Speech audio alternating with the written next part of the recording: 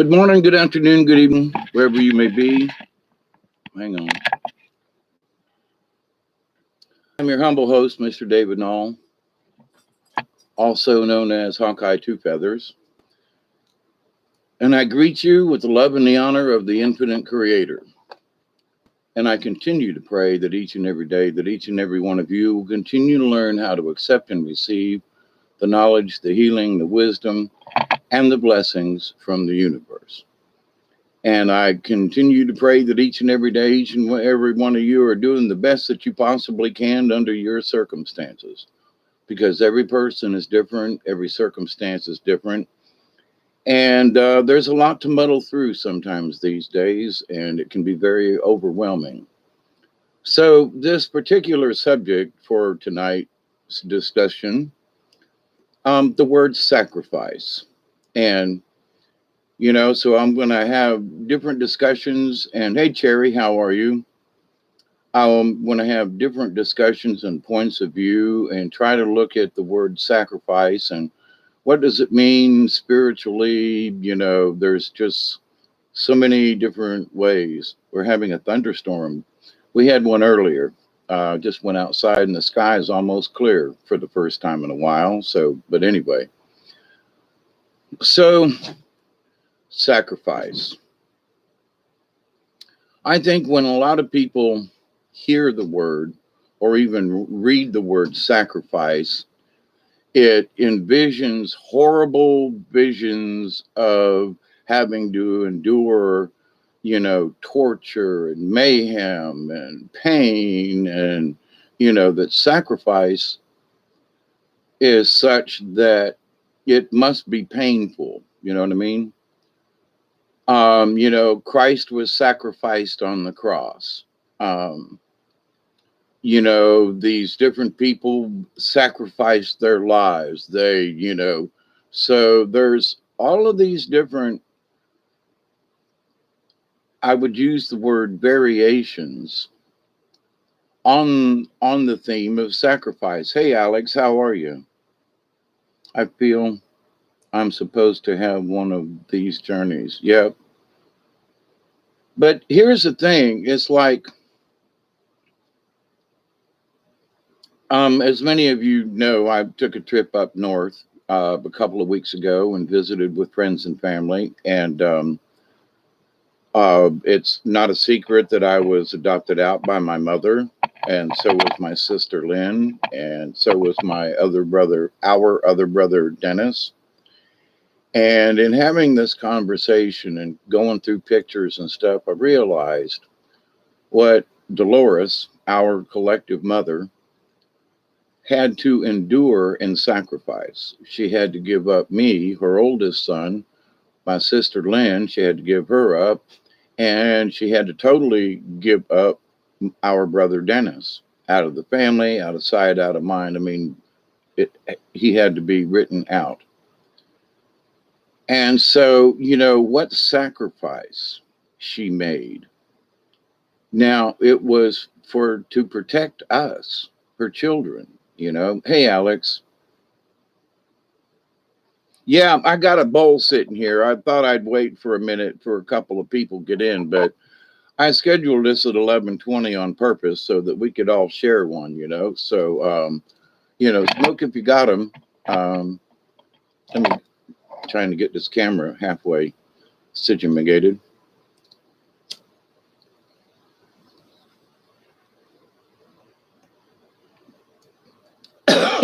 So this isn't just going to be about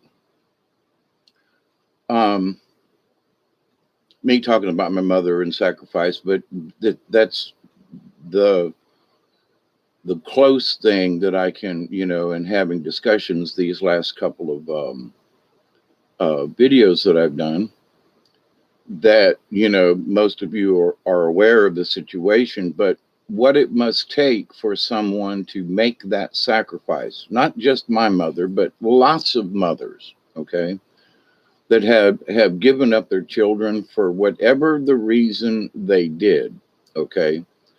So now that's a really big sacrifice. Now, there are those who would use smaller incidents in life, like, well, you know, I could have moved to a big city, but I sacrificed, $100,000 a year to make $25,000 a year because I wanted y'all to grow up in the country. I wanted y'all to have a decent life without big city strife and everything. And then, of course, the first thing those folks do is move to the big city because they've never lived there. And you scratch your head and go, but I thought I taught them better. But anyway, so there are different types of sacrifices. And one that's come up to mind recently for myself in the spirit journey, and I'm going to be very careful in using the word shaman anymore. Because people are trying to, like, wants to get twisted, but I am still a shaman in training. So, although you may not see it in the titles much in the future for political reasons, I'll just say, okay. But anyway, how people, respond to the word. So it's like, okay, so spirit journey, but that is the shaman journey for me. To be a shaman in training is to learn the spirit journey. Hey, Chloe, how are you? Elderberry, hi, how are you? I tried to give you a little bit of warning rather than just pop on. So I gave 20 minutes at least, I think. But anyway, good to see you all this evening. So the subject of sacrifice, though, it's like, so the first thing that people assume when they use the word sacrifice, that somehow pain is involved. And I would say, yeah, pretty much that's true. Because if it is a sacrifice, then something is going to be painful, whether it's emotional or physical or spiritual or something, if you're, quote, sacrificing something. Now, it doesn't mean killing or maiming or anything like that. It doesn't mean any kind of self mutilization, although people take it to those extremes. There are different orders who will, flagellate themselves to the point of blood. And it just, I could understand that way back in the day, but it really don't make any sense now. And it's like, why would God, okay, let's throw the G word in there. And I don't use that word often, but why would God want you to punish yourself? I mean, seriously, if you haven't really done something wicked, mean, bad, and nasty, then why would God, in his, quote, infinite mercy and power, want you to be in pain? Why would you have to sacrifice whatever it is and be in physical mortal pain, to please him? You know what I mean? I have questioned that one for a long time. And I realized that just living every day is a sacrifice if you make it such, but it doesn't necessarily have to be painful. It's the choices that we make. So earlier today, I was sitting here and I'm really trying to cut down on my smoking a cigarette. So I took one out of the pack and was going to light it and said no. And I laid it down on the table. And it took several hours for me to come back to it. Now, to me, that's a sacrifice. And you say, well, okay, but no, because, it's a personal sacrifice. And I really wanted that cigarette. Oh, but it's a minor thing. I looked at it and said, nope, I made a choice and I put it down. So, but I sacrificed the enjoyment of smoking that cigarette earlier. I did it by choice. So was it painful or was it, was I somehow emotionally attached to the cigarette? But here's the thing, for me, I knew what I was doing. So I made the sacrifice and said, no, instead of me going ahead and puffing on that cigarette, which I'd really like to have, I'm going to wait till later. Now, was it painful or whatever? No, but it was a choice and it could have been painful. I mean, I know, back when I smoked 2 packs a day, I'd have lit that damn thing in a heartbeat and said, I'll worry about it later, sacrifice. So the sacrifice goes from literally giving your body to someone else, not necessarily to God, but to help someone else, jump in front of a bullet, to do something. I mean, to really sacrifice yourself, whether it be for your faith or something like that. Okay. But what about the tiny little sacrifices that we kind of sort of make in our lives all the time? Well, I could have went to the store today, but I didn't. And well, did I sacrifice anything? Well, the milk's starting to spoil, so my coffee tastes a little off, but so I'm sacrificing, what am I really sacrificing? It's my choice. I decided not to go to town today.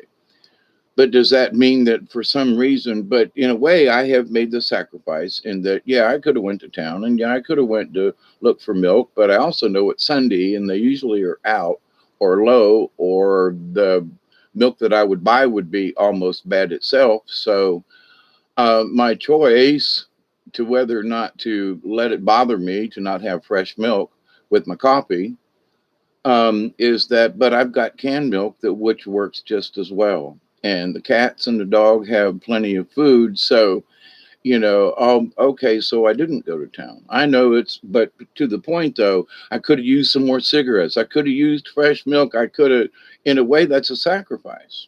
Okay. A tiny little one in an everyday kind of sort of scenario.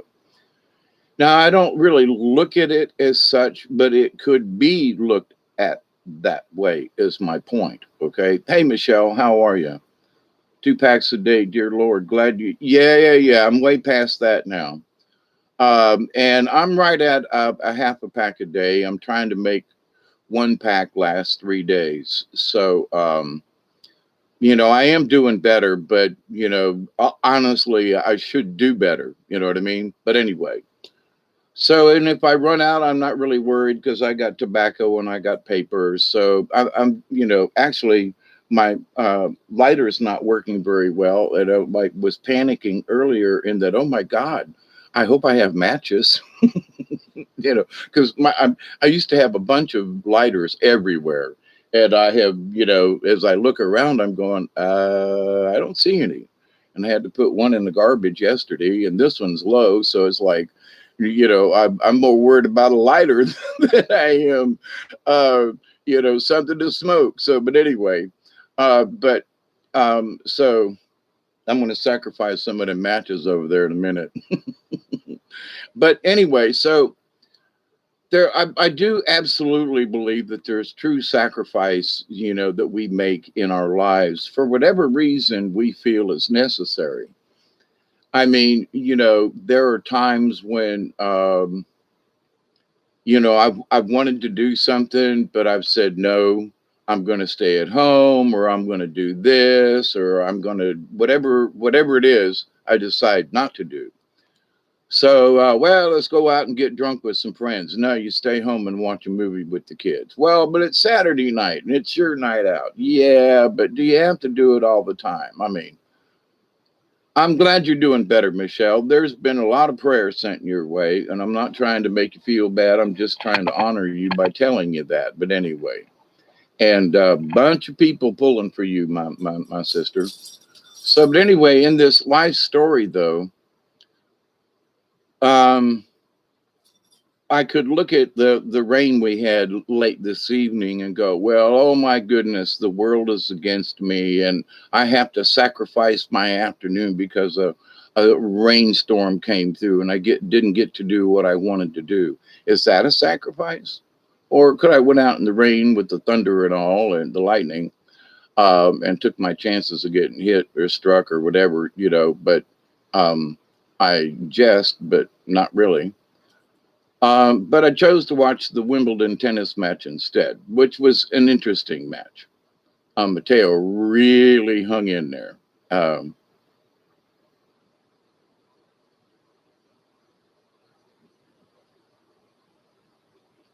But anyway, but in this idea of sacrifice, though, so there are times when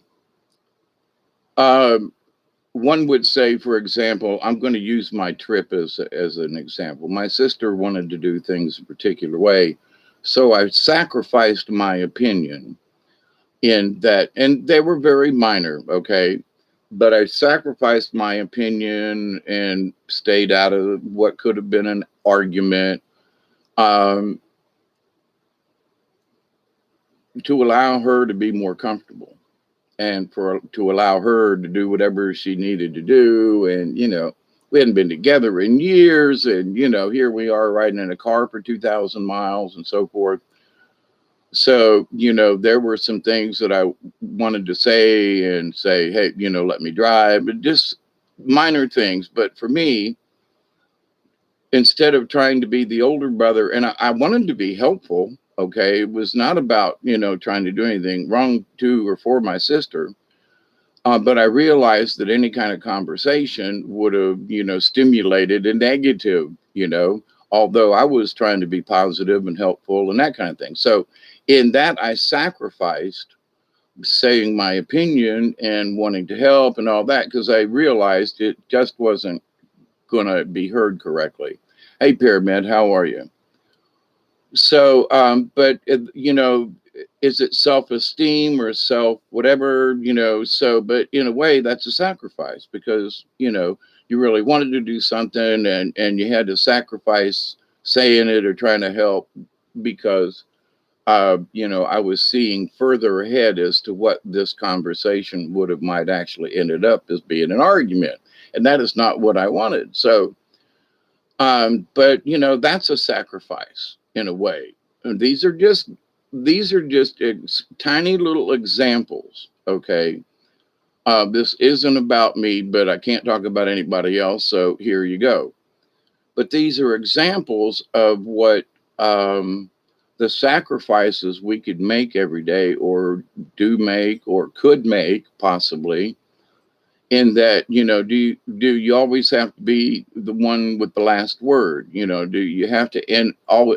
And I used to be that person. Okay, so I can speak from that. And the answer is no. If you see that, if you say anything else, and pay attention, for myself and other people, pay attention to what's going on, and that if you say anything else, it's just going to promote something. So you just decide to keep your big mouth shut. And in a way, that's a sacrifice, because you may actually have something of importance to say, but not right then. So you sacrifice whatever you want to consider that to be. You know what I mean? Travis the Brick, hi, how are you? Elderberry, David Castle, hi, how are you? So I'm going to be hitting this bowl a couple of times. I started this at 11:20 on purpose, but so, and uh, I say we're almost 20 minutes in, and 20 is a something. So anyway, I'm going to use that as an excuse to, you know, I've smoked very little today, both cigarettes and my pipe, and I just felt like I've made enough sacrifice for today. I'm going to have a bowl and share it with my friends and have this discussion. So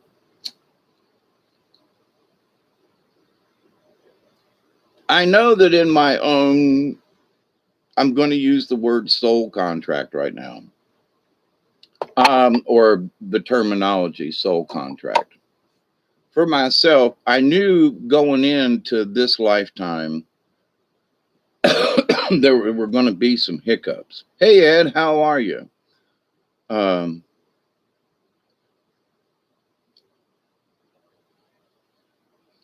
so,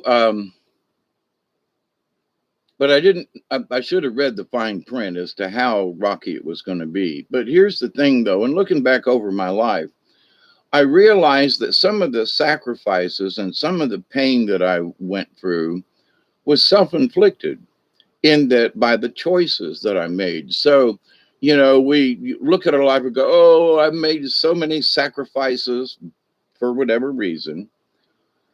Or I feel like I'm being sacrificed, or, just keep that's the primary word right there. But what kind of does it have? If you feel like you're being dumped on, then do you have to add being dumped on, if that's truly the situation, by your own emotional outburst, which was my issue. And I made a situation that was sort of iffy at best.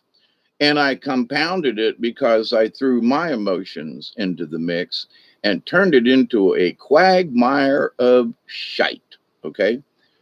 And so, which caused pain and sacrifice and, and all that kind of thing. So when I associate pain with stuff, I associate it with sacrifice. Okay, now my lower back is hurting because I fell in the river, and of course I'm getting old. I'm pushing 70, and I've had back issues for a long time. But there is the Catholic in me that says, well, this is my personal physical pain. This is my sacrifice at the end of life for whatever, in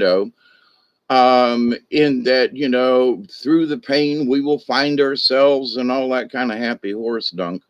But in the pain, there are answers and there are solutions sometimes in the pain.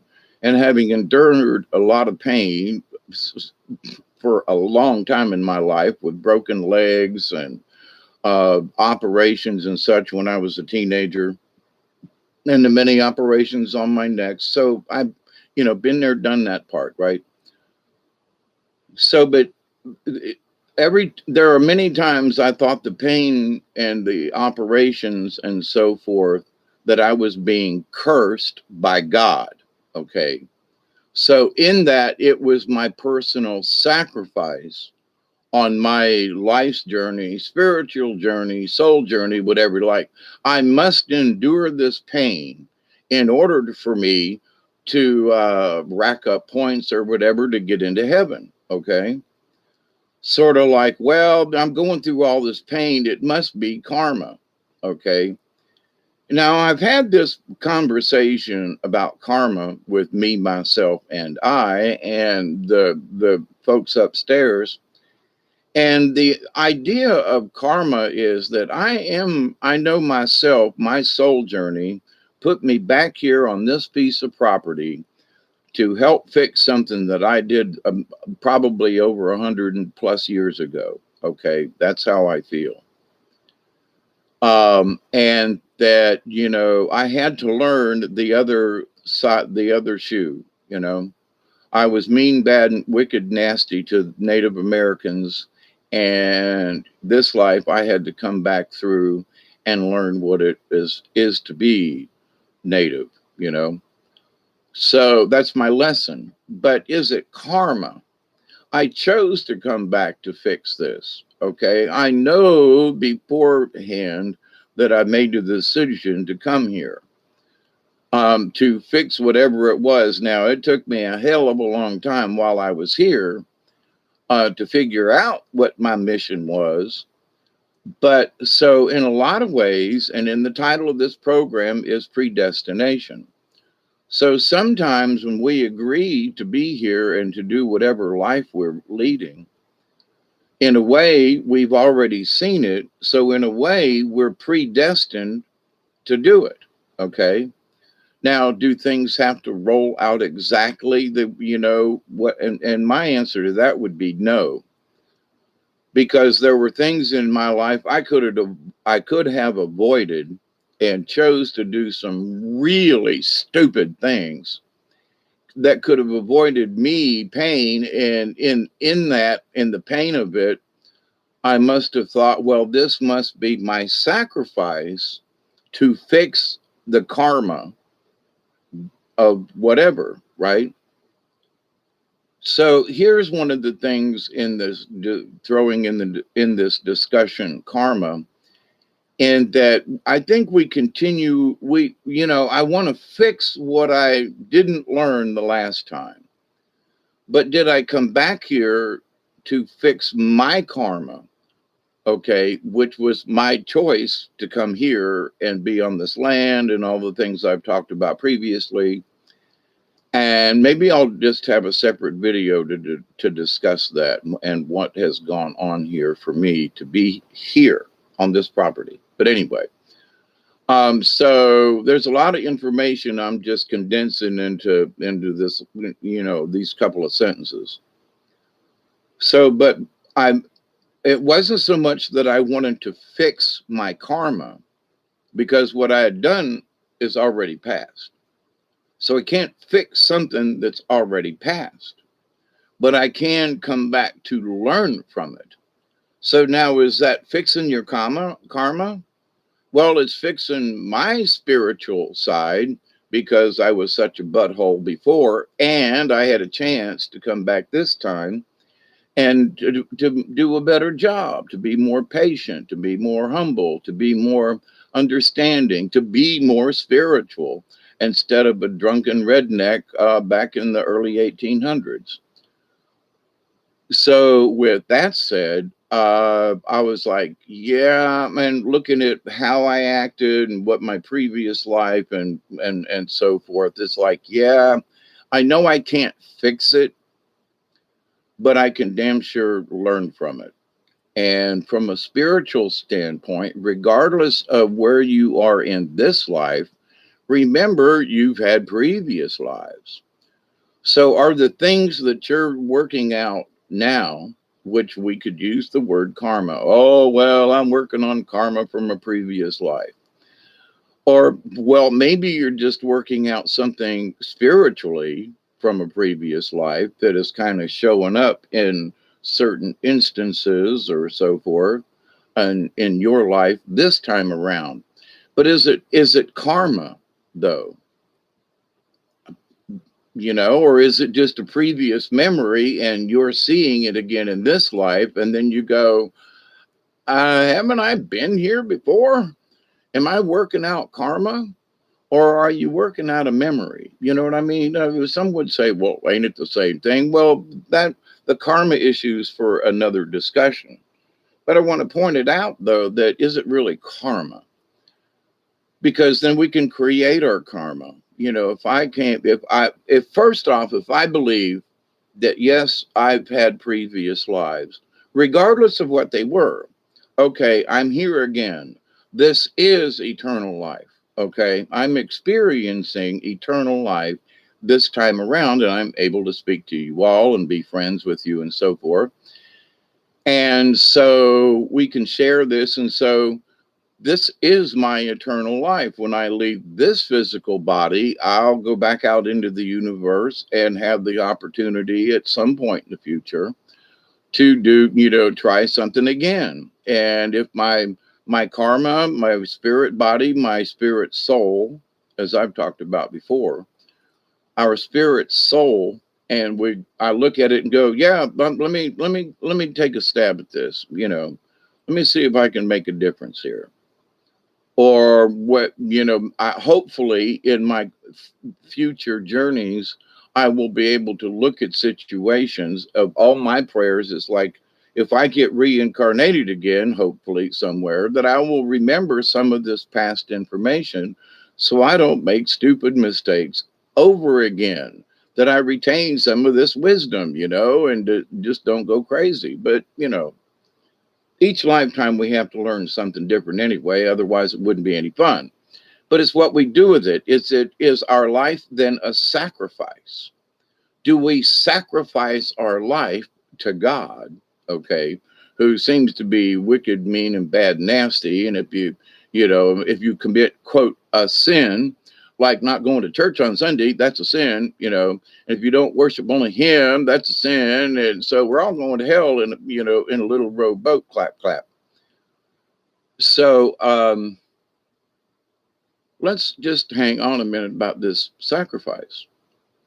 If we are sacrificing our lives, as we may describe it at times, do we sacrifice it for the betterment of our children, or for when I went down to Florida when Bessie was dying and I stayed with her for a week, and I wanted to be with her before she passed and try to comfort her and be there, whatever. It didn't seem to work out on my end too much, but I was still there with a positive intent. And then when I came back up to Georgia, she died 3 days later, and I turned around and went back down to Florida. But, in honor of her, irregardless of the pain she caused me and my sister, that came out more this couple of weeks ago when we had our reunion, that despite what she wasn't, meaning our adopted mother, Bessie, was that she'll have to work out her karma in another life, if you know what I mean. So I had to kind of give up being, it took a while. My sister's still mad, but in the spiritual journey of the sacrifices that we made because of her behavior, because we weren't able to do certain things because of her behavior, and which changed our behavior because of her behavior, Bessie, to us as her adopted children. And so, it's almost one of them, mommy nanny thingies, in the horror movies. It is seriously like that in places, which is not a good thing. But so we have endured my life. I've sacrificed. I could have been with my real mother, but circumstances and the evil, wicked witch of the West as a grandmother, things worked out differently. So I sacrificed my life due to my mother trying to keep me in situations and all that kind of stuff. It's okay. But she sacrificed even more. And so that's a big sacrifice considering everything in the world. Now, we all give up something or do something or help someone else and if you help someone else and you were going to do something yourself, then that in itself is a sacrifice. Individuals that we carry across that we were so mean to, maybe it was something that they chose to experience, and maybe we're the ones that they chose to let them have that experience. That's sometimes true. I believe that, Chloe, that we run into folks that will trigger old emotions, but at the same time, it's how we react to something that honestly may have been in a previous life. But anyway, so the thing about karma, though, it's like, well, is it a sacrifice then? And is it to a God? Is our life a sacrifice then? Are we going to look at it like that? Are we going to build our mindset so that it's all, then that means sacrifice means it's going to be about pain, and it's going to be about giving shit up, and it's going to be about, well, wait a minute. Back when I weighed 250 pounds, I decided to sacrifice my eating habits, which were pleasurable and a hell of a lot of fun, in order to get back down to 165 pounds, which is about where I'm at right now. So I sacrificed that piece of pie. I sacrificed that second helping of mashed potatoes and gravy. I sacrificed, 3 helpings at the the smorgasbord bar, or did I? Did I sacrifice?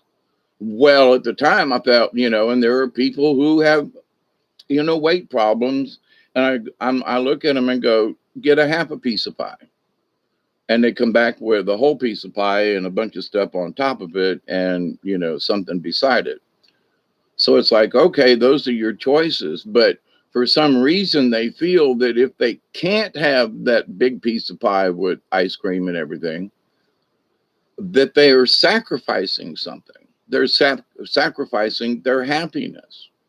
I know what it feels like. That's why I'm talking about it.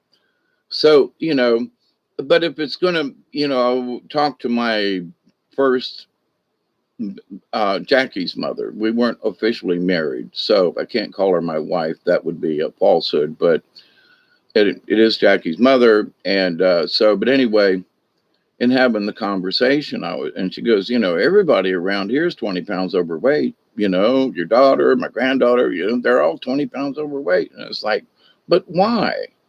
That's a choice. Well, they have to sacrifice something. in order to keep their weight down. Hey, conscious evolution, how are you? Yeah, in a lot of ways, I think we do create our own hell. Yes. And so, you have a flat tire in the rain and it's a bitch. Okay. But do you stand in the rain and get mad and throw things, which I have done? I have been there.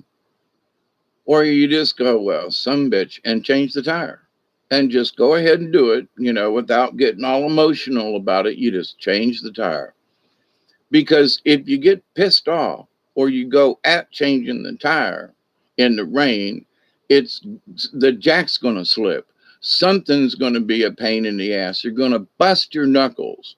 But if you go at it and you just go ahead and say, okay, I'm just not going to be mad because I don't want anything bad to happen. Now, are you avoiding? You're already sacrificed if you want to look at it in the grand scheme of things of, okay, I've had to stop here in the rain to change my tire. Okay. So, but how you take that incident and what you do with it. And I've learned that it's just better just to calm down because I've had jacks fail. I've had the weirdest crap fail when I was pissed off. And so being pissed off just invites stuff. So in this pain and sacrifice of life and what we have to do to learn our lessons in the spirit journey, see, because all of this is, if you look at it from the God standpoint, that, God is saying we must sacrifice these things in order to get into heaven and stuff, right? And is that, I don't want to go to that heaven, by the way, but is that necessarily true? Do we have to bust our knuckles, or is it just enough to just change the tire versus having the jack fall and having to call a wrecker? And I mean, there are different scenarios to every scene. And a lot of times it is based upon our karmic outlook, if you will, if I can throw that word out there as I used it previously in this show. That, well, wait a minute, I don't want to put any bad karma on me by being angry, you see? So, but in this idea of sacrifice, that we must go through these painful things, we must endure these painful things in our life in order to progress spiritually with our soul and our energy and our life's lessons and all that, right? That's supposed to be how it works. Okay. But if everything is a sacrifice, especially to a deity that none of us really, in my humble opinion, I don't want to go to that heaven. My creator is the creator of all and is loving and understanding, but life is life, you know. Sometimes bad shit happens. But to, worship to a God that wants to kill me, if I don't do it right, is just like, I can't subscribe to that. But anyway, and this has nothing to do with Jesus, by the way. Just want to throw that in there. So, but in our spiritual journey, throw in that shaman in training right now, as that I look at stuff and I go, so I can look at the pain as some kind of back payment for something I must have done or someone I must have wronged. And it's like, but I pretty well in these last several years tried to do my best to go back through all my karma and fix, talk to, otherwise put to rest anything. So why did I fall on the river and hurt myself? Was that because of karma? Well, actually, I kind of felt like I was pushed, but I haven't discussed that. So, but anyway, it was a falling on the river up there in Tennessee. I swear to God, I was pushed, but there wasn't nobody around me. So I'm going to leave it at that.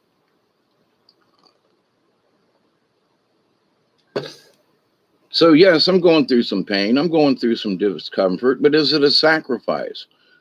Well, I sacrificed myself and the pain to go look at that waterfall that I went to the next day. One could say I offered up all the pain that I had walking around because I had to fall and experience it.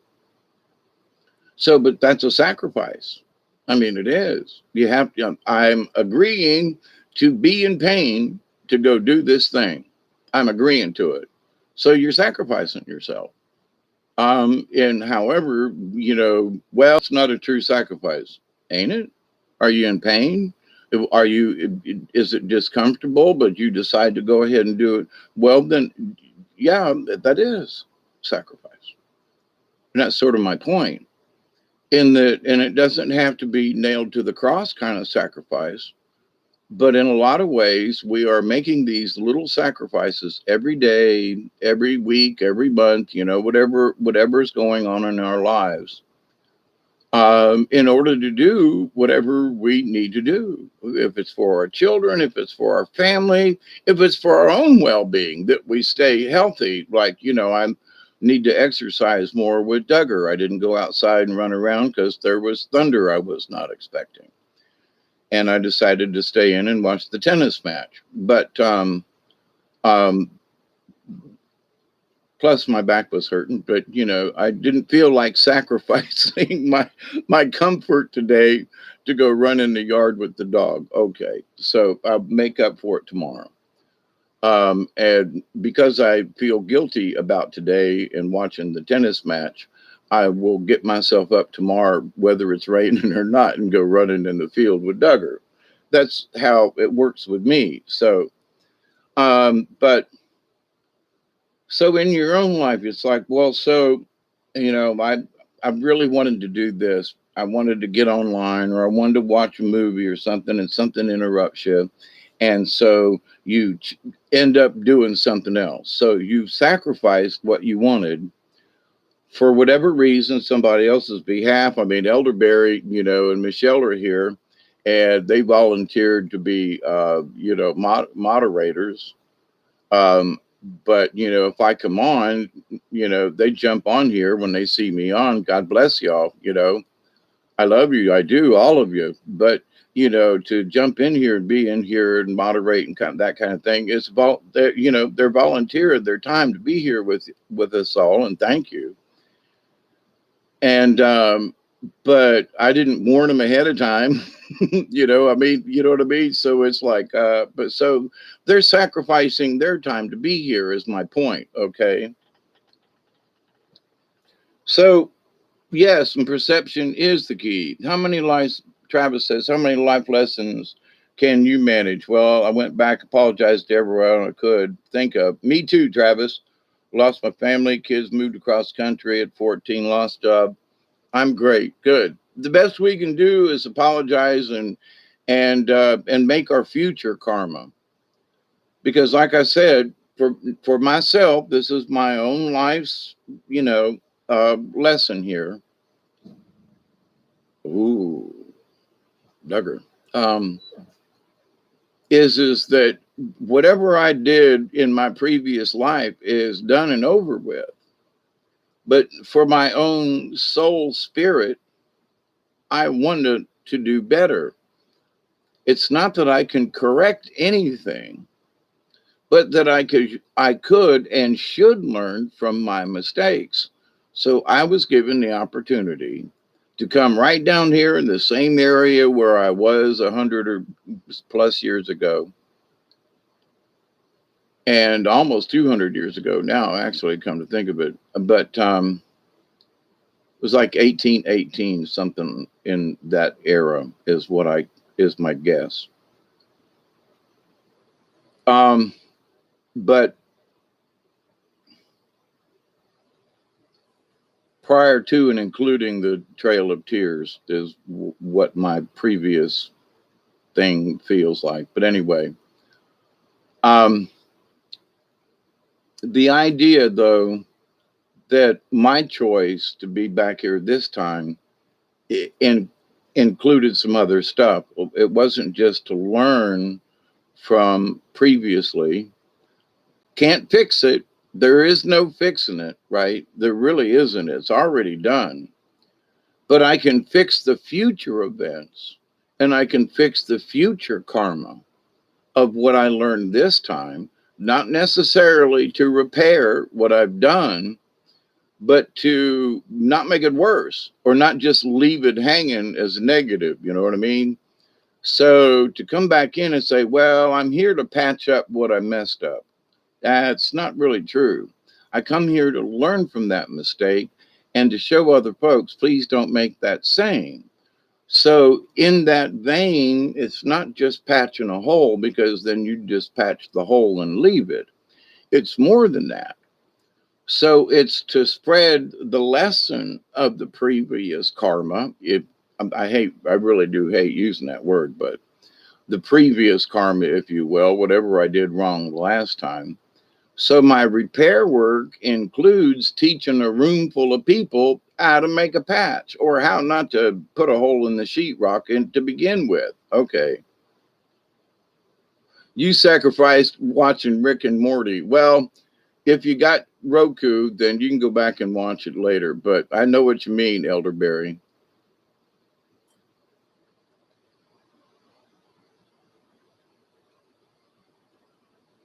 Yeah, I know I have great moderators. Thank you, Ed. It's never too late to heal yourself. Yep.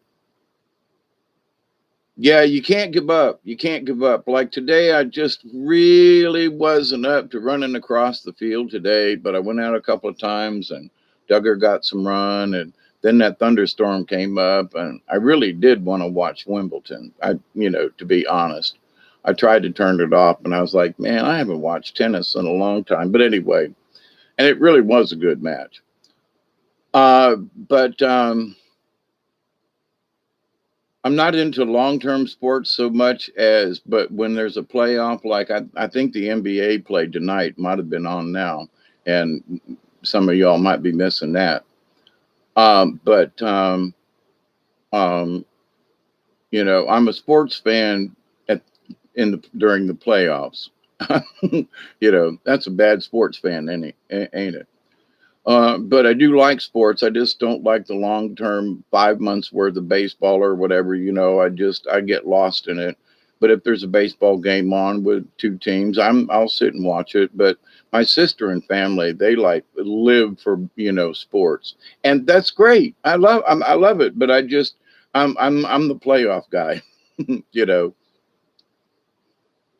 But so this idea that it's never too late, it really isn't.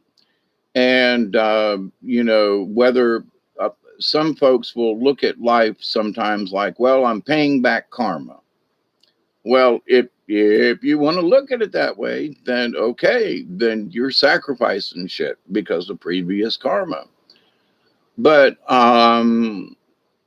anyway, whoever set it up in the thing about telling everybody over the years, and when you make as much peace as possible that other people will allow, then you've done the best that you can, and whatever is coming should only be in the future. So what do we create? Well, we avoid issues that will send bad karma or negative energy into the universe, like me avoiding an argument with my sister. Yeah, make peace, not war. Absolutely. And the war comes in all different sizes and shapes, because I used to be the person that had to get the last word in. Oh man, for a lot of years, I've had to be the one. And they'd go, well, you just don't know. And I go, yep, and I just had to keep going. And regardless of, you get to a point where the other person is not listening to you anymore. And so you have to just go, okay, and just shut up, because it isn't going to do any good. It's only going to create more friction, because you're trying to get your point across and they're damn determined to get their point across.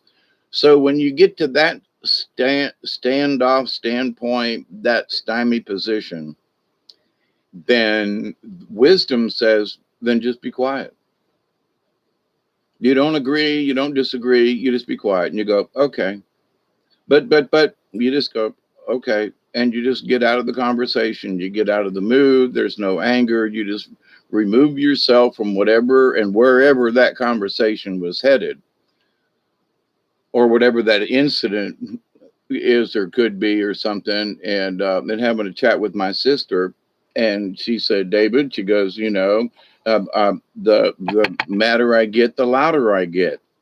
I'm the same way. It's inbred, I swear to God, in our family, where we are, Dolores, our mother, was a very loud, verbose person, and she boomed. You could, her normal voice was, a lot, I was like, tone it down. And I'm loud,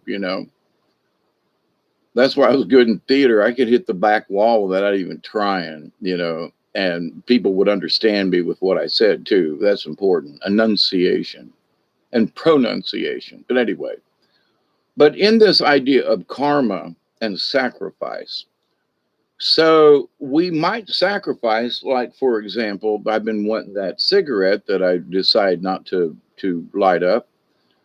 So I'm sacrificing the pleasure of a cigarette. I know this sounds crazy. Just follow me. It's a simple, But in that, why? Because I know if I cut down and I don't smoke as much, the older I get, it's probably going to keep me healthier.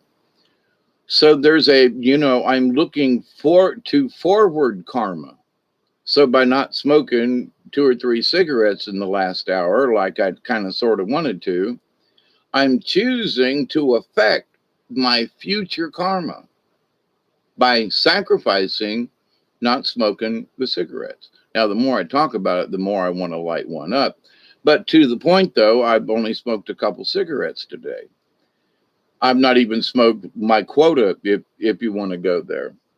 But so if we look at what we're going to, quote, sacrifice in our life, whether it's, not watching a program or doing something, you go, I really didn't want to do that, or, I love you too, Elderberry.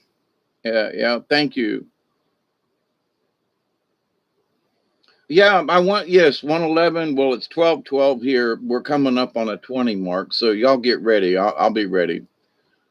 But the idea, though, that so if you become emotionally involved in your sacrifice versus you look at it and go, well, I'm just going to have to put up with this, going with the flat tire in the rain, or just a flat tire, or any other inconvenience. You just go, okay, I'm just gonna go along with this. Okay, and just not, start an argument and ain't gonna push no buttons on nobody. And I myself am gonna remove whatever passion or anger or angst or whatever it is. I'm gonna remove it myself. So it's not that you say, well, I sacrificed, making my point because I didn't want to upset my sister. Nah, can't do that. You can't do that. No, you have to go. You have to take the higher ground and understand that, quote, your sacrifice, whatever it is for the greater good. Well, but I really wanted to, okay. Then I really would. That's true. It's okay.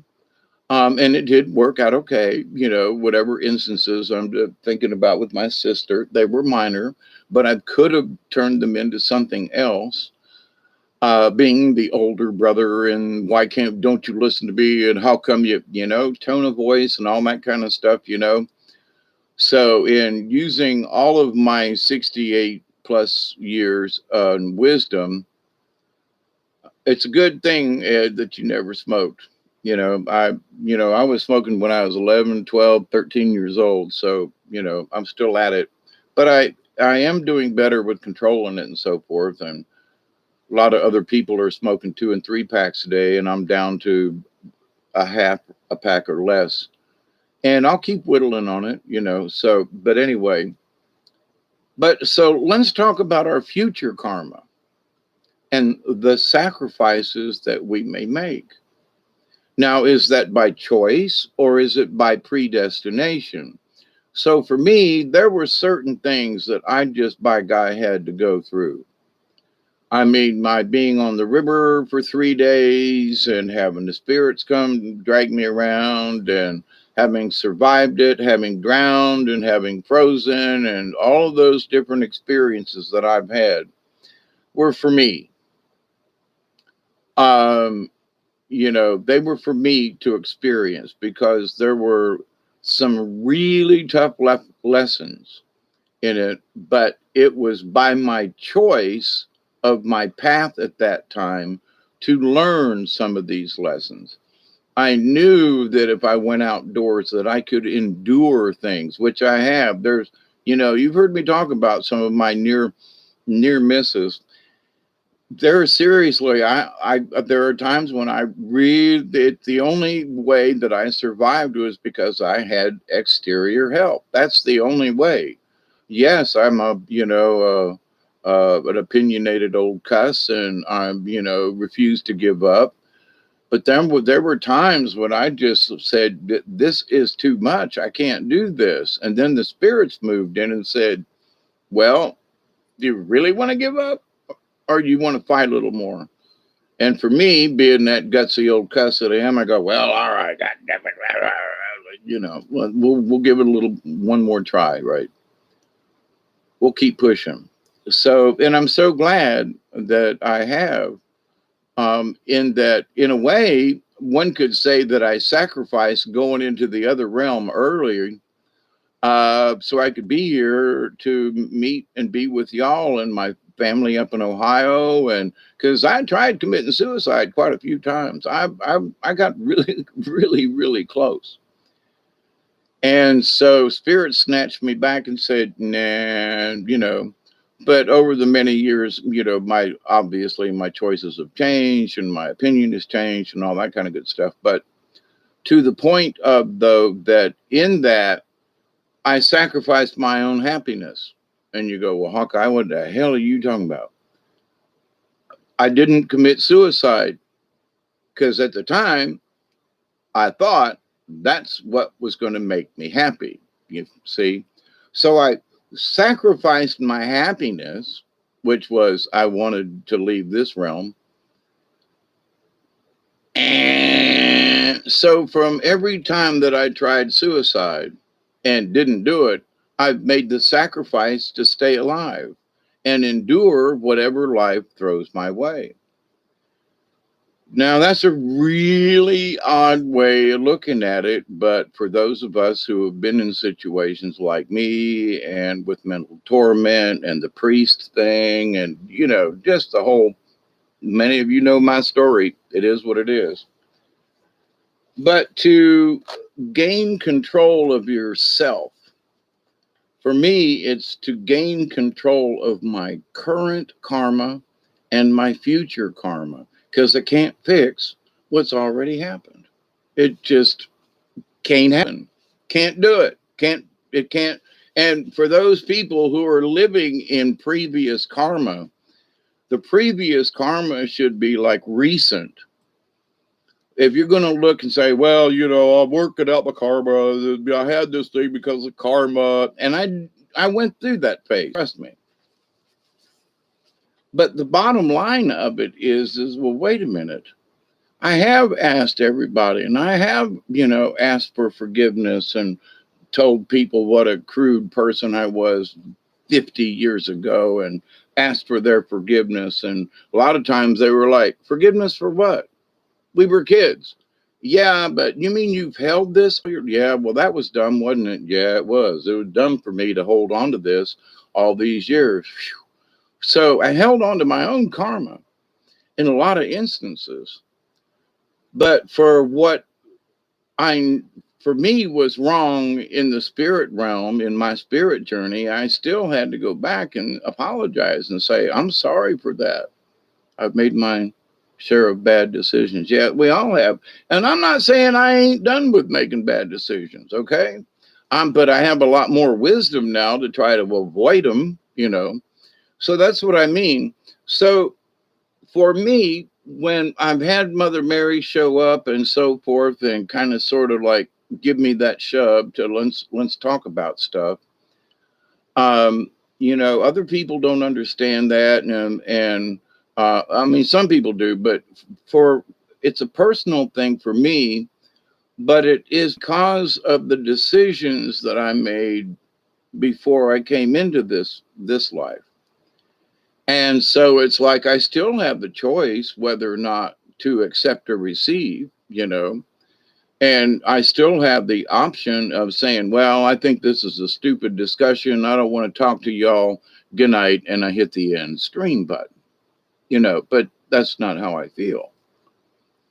So, but in that, you know, for myself, as my acceptance of my role that was shown to me over all these different years of why I should be here, then I'm making the sacrifice to be here with you now, when maybe I would have rather watched that's not true, but well, I might have wanted to watch the basketball game instead. But instead, it was, spiritually speaking, I'm here because I was asked to and have this conversation with y'all and hang out with you here on a Sunday night, Monday morning kind of thing, and share a bowl with you. Is it 20? Oh, it's 21. Okay, here we go. Accept change. Yeah, but not only that, yeah, that is true. Here's the thing, we have to accept that change is an everyday thing. How we accept the change. Now, you know, if they come knocking on my door and want to jab me, hey, Lady Spitfire, with that, I need to say, here, smoke if you got them, y'all.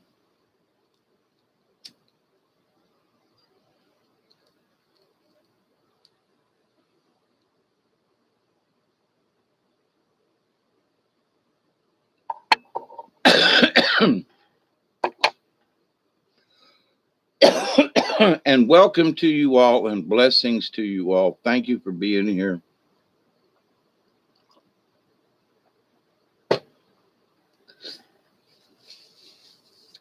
So there are times with this idea of sacrifice and so forth that when I did a ceremony, for example, I had to willingly burn myself. Okay.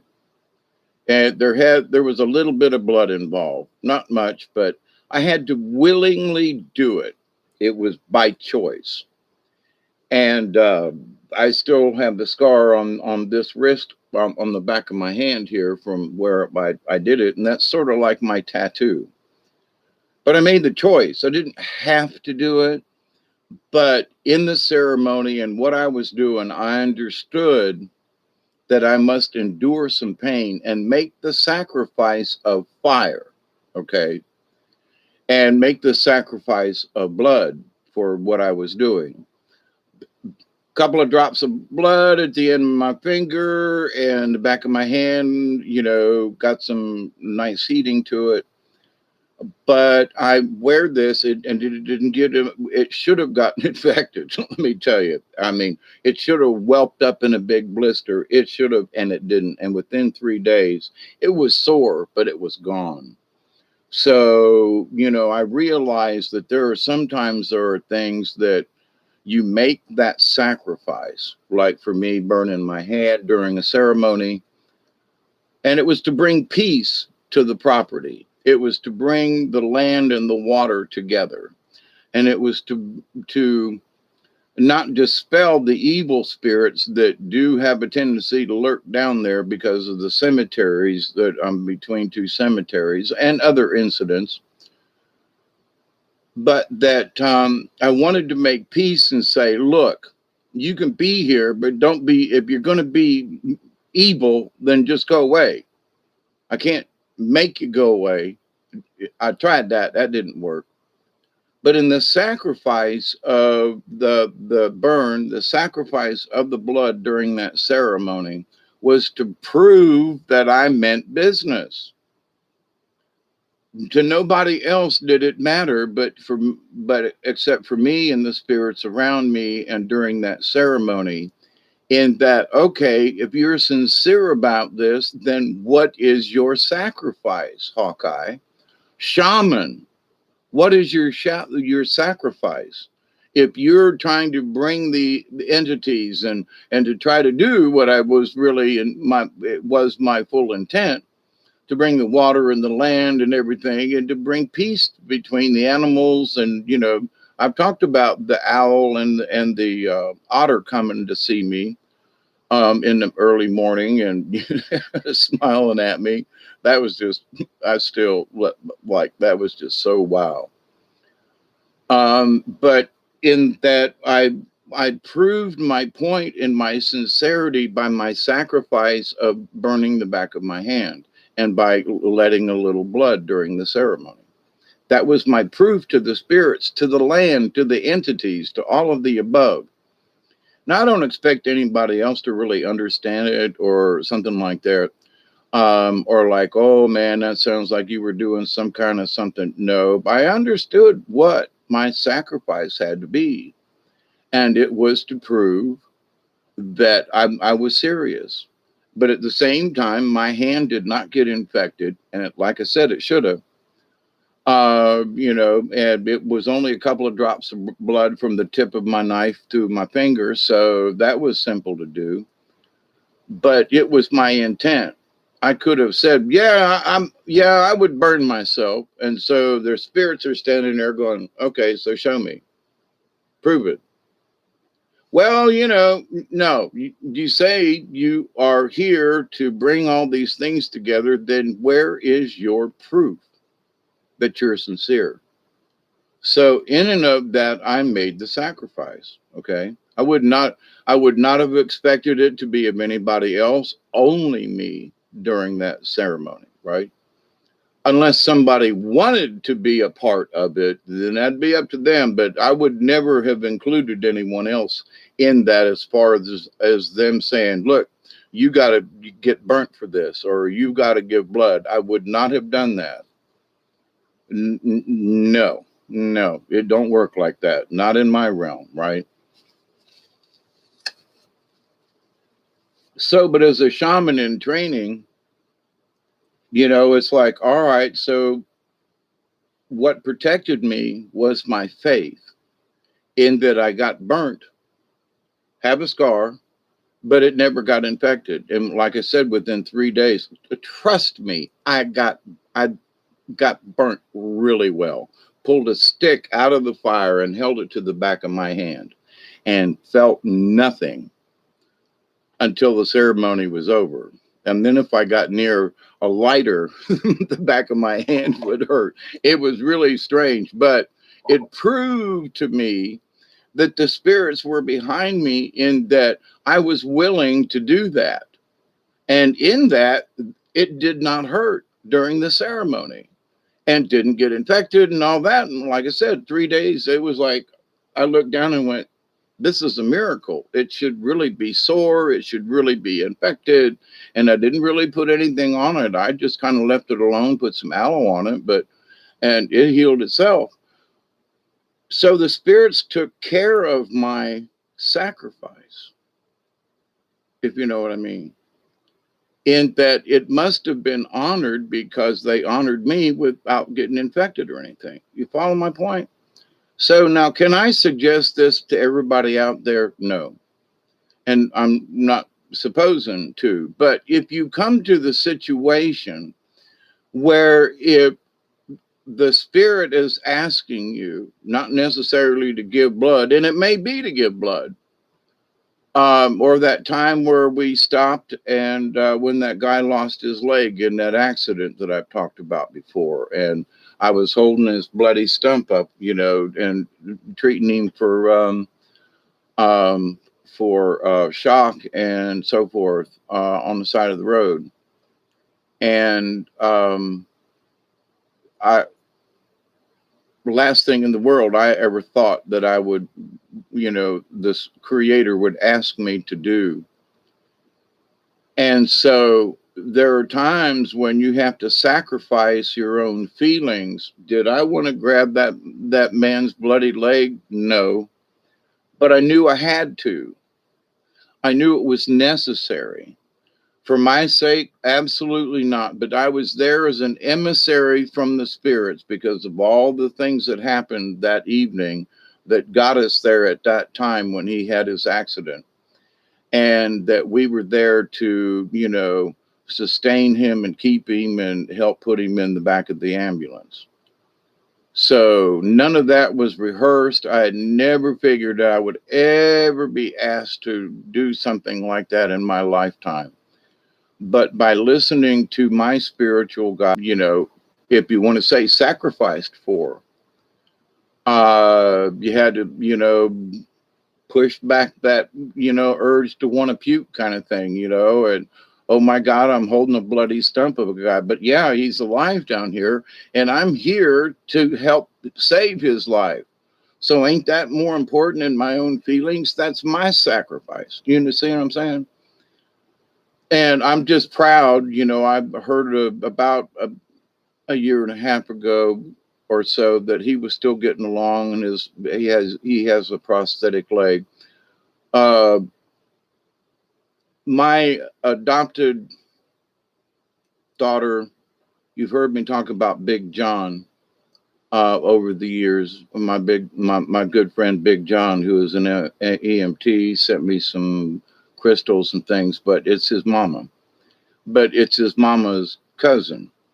So, but anyway, and it was her husband that's the one we saved. So there is a link through the family. So I asked John every once in a while, how's the guy that lost his leg kind of thing? Well, he's doing good, Pops, So I get a report. He's still around? Yeah, he's doing well. Good, So not that I would be able to do anything about it, but I'm so glad that my intervention into that really bad situation with the truck on fire and him being bleeding and all that kind of gory stuff, that the sacrifice of myself to be there, and my friend Tim too, I don't want to leave him out, but we were there as guardian angels for him. In a lot of ways, I think it was predestined. I know that everything that night led up to us being there at the time that was needed for us to save him. That is absolutely true. So I've had that discussion, but I could have it again, but not in this particular instance. But so, hey, Pearl, Regen, Lady Spitfire, hey, Mel, how are you?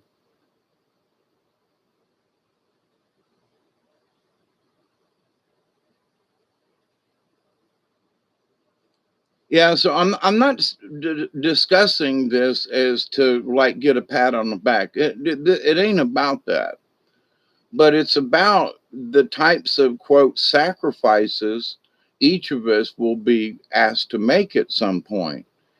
And I'm just glad I listened to all the spirit signs that night. And as hard as it is sometimes to not think of, it's not like it's on my mind all the time. That's not it. But sometimes that picture of me kneeling on the side of the road and holding his leg and is just like, it's still very real.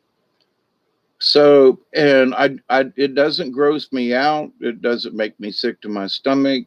What it does is I feel humbled that I was able to follow my spiritual guides who got me there to be able to do that incident. So, is it predestination? In a lot of ways, I kind of think it was for me.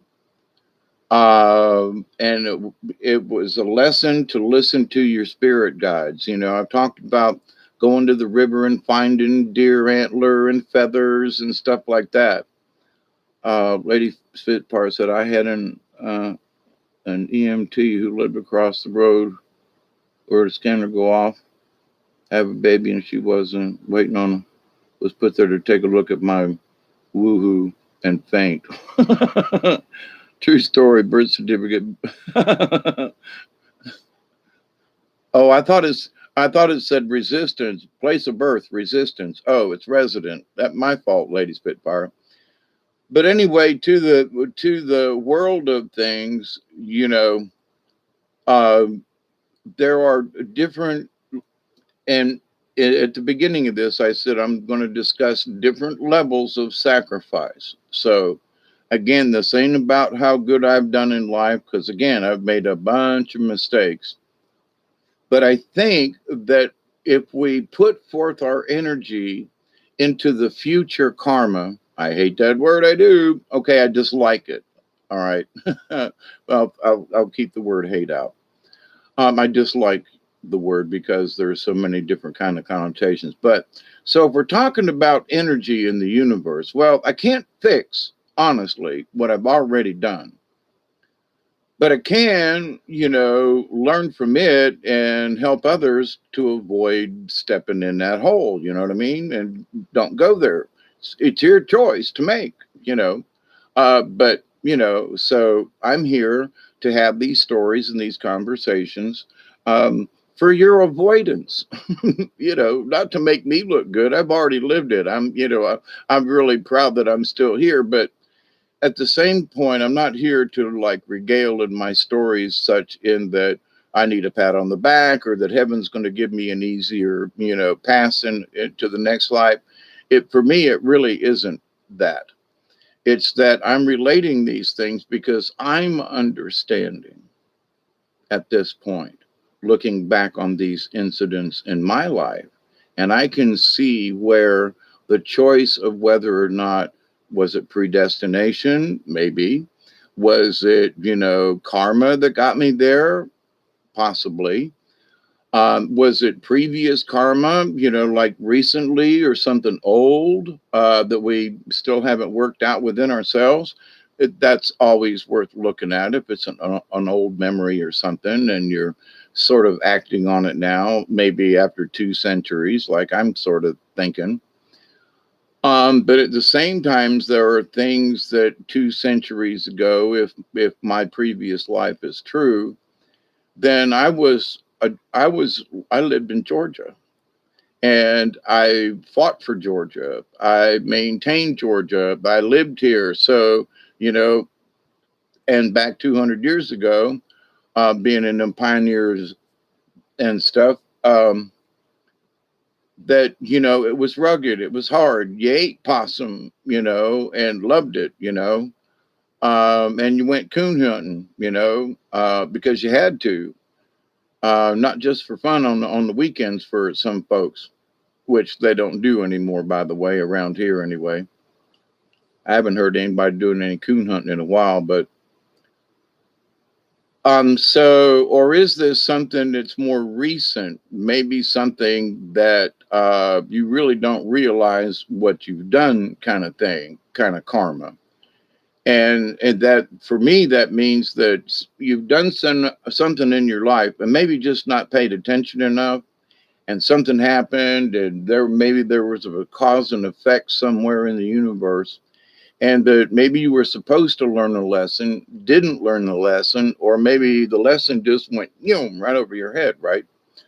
So karma to me is this life, not the previous.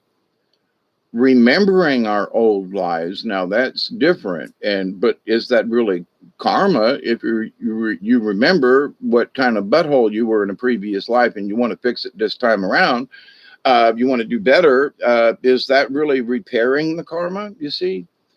So but it is about sacrifice though. So we say, well, I could still, I'd be drinking liquor and partying or trying to at my age, come on, let me go look for some women. Let's go to the bar. Let's go partying, come on. I'm sure I could, stand up with the best of them if I'd snorted a little Coke or something, anybody got any Coke, I could go back to that. Nah. But I mean, but the thing is that I have the choice if I wanted to try to go back to that or to get involved in those things that I used to do. You were raised, trained, conquered, killer. Yep, I agree. Experiences, lessons, and distractions, they all need your perspective because the Creator values your opinion. You've done this before and will keep remembering more as your journey continues. Yeah, for each of us. But anyway, um, I get to share my growing pains with you. That's part of my sacrifice. If you think of it in the shamanic term, in that the sacrifice is to bear your one's own soul for the benefit of someone else. Because for me to bare my soul and talk about all these very internal and stuff things, and And I'm honest and truthful about it. Otherwise, y'all wouldn't be here with me. So, but the idea though, the honesty of self and the honesty of your own consciousness, and it isn't, yes, it is a perspective, but it's all of these things tied together.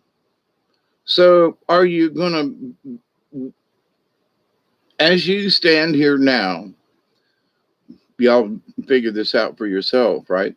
But as you stand here now at this point in life, are you going to look back to a karma that you cannot fix or repair? Or are you going to use those possible feelings to fix and repair this life, not because of what you did, but because you simply want to do better this time around? That's all. Well, is that karma? Okay, if you really want to go there. You know me and using phrases and names and stuff like that, because spirituality isn't about what it's called. It is what it is. Okay, did you get that? You know, the spirit of life is love, that video I did. And, you know, our life is the spirit of us, and we combine it, you know, so there is this quantum entanglement, etc. So I don't just look at things from a, you know, any kind of religious standpoint. We have to move this further on and push it into the quantum realm. And so for me, it's like already a given. You know, we're tiny little nanobots of stuff that we're moving around in the air. But, you know, I mean, even in the Bible, it talks about manna from heaven. And there are many different remunerations and discussions about manna. And that, you know, if you really understood it like some, you know, monks do, Buddhist and otherwise, that you can literally live simply by breathing. There's enough energy and so forth in every breath that we take that, you know, could to sustain us. And I really believe that, because I stayed 3 days on the river with very little food or water, and I made it out. So people say, well, can you really live by just breathing? And I look back on those incidents. The freezing ones were different, but that 3 days on the river with very little sustenance is like, you really can live without a bunch of water. I mean, it was 102 in the daytime. It was during the dog days of August. And I should have been dehydrated and a frazzled old thing. You know, they should have found me on the river months later in my canoe with my dog dead or something, you know, if she hadn't eaten me. But no, I made it out. So for people to say, well, for me, I have those incidents in my life. And as I get older, trust me, they're getting harder to overcome sometimes. But like this fall in the river, yes, it really has hurt me, but I am not going to give in to it. I'm going to whoop it. You know, I'm going to get back up again. I have gotten back up again. Of course, I had to watch tennis today. That's an excuse. But tomorrow I choose to do better. So, but anyway, and it was thunder and lightning outside, like really hard and close. See, I'm making up excuses for not going outside today and getting my exercise in with my dog. See, you hear me? I'm telling the truth now. See, I'm making up excuses. They're the truth, but still making them up.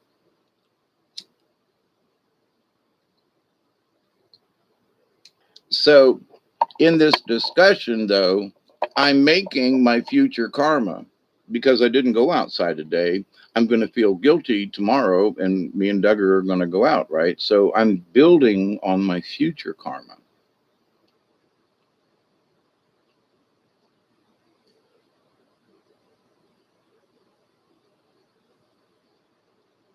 Sharing experience are the ways we grow, which is why they try to divide us with everything. Absolutely.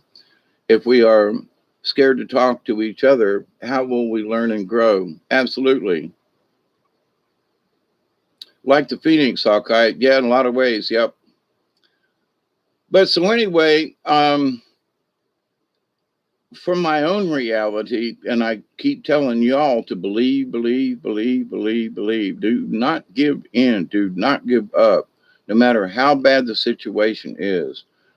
You know, you may still end up getting shot in the end. For some reason, I had this, folks in Nazi Germany who just ended up not having any other choice. And that's a shame. But, many of us are not faced with those kind of realities today. But if you're faced with a choice, then do it with dignity.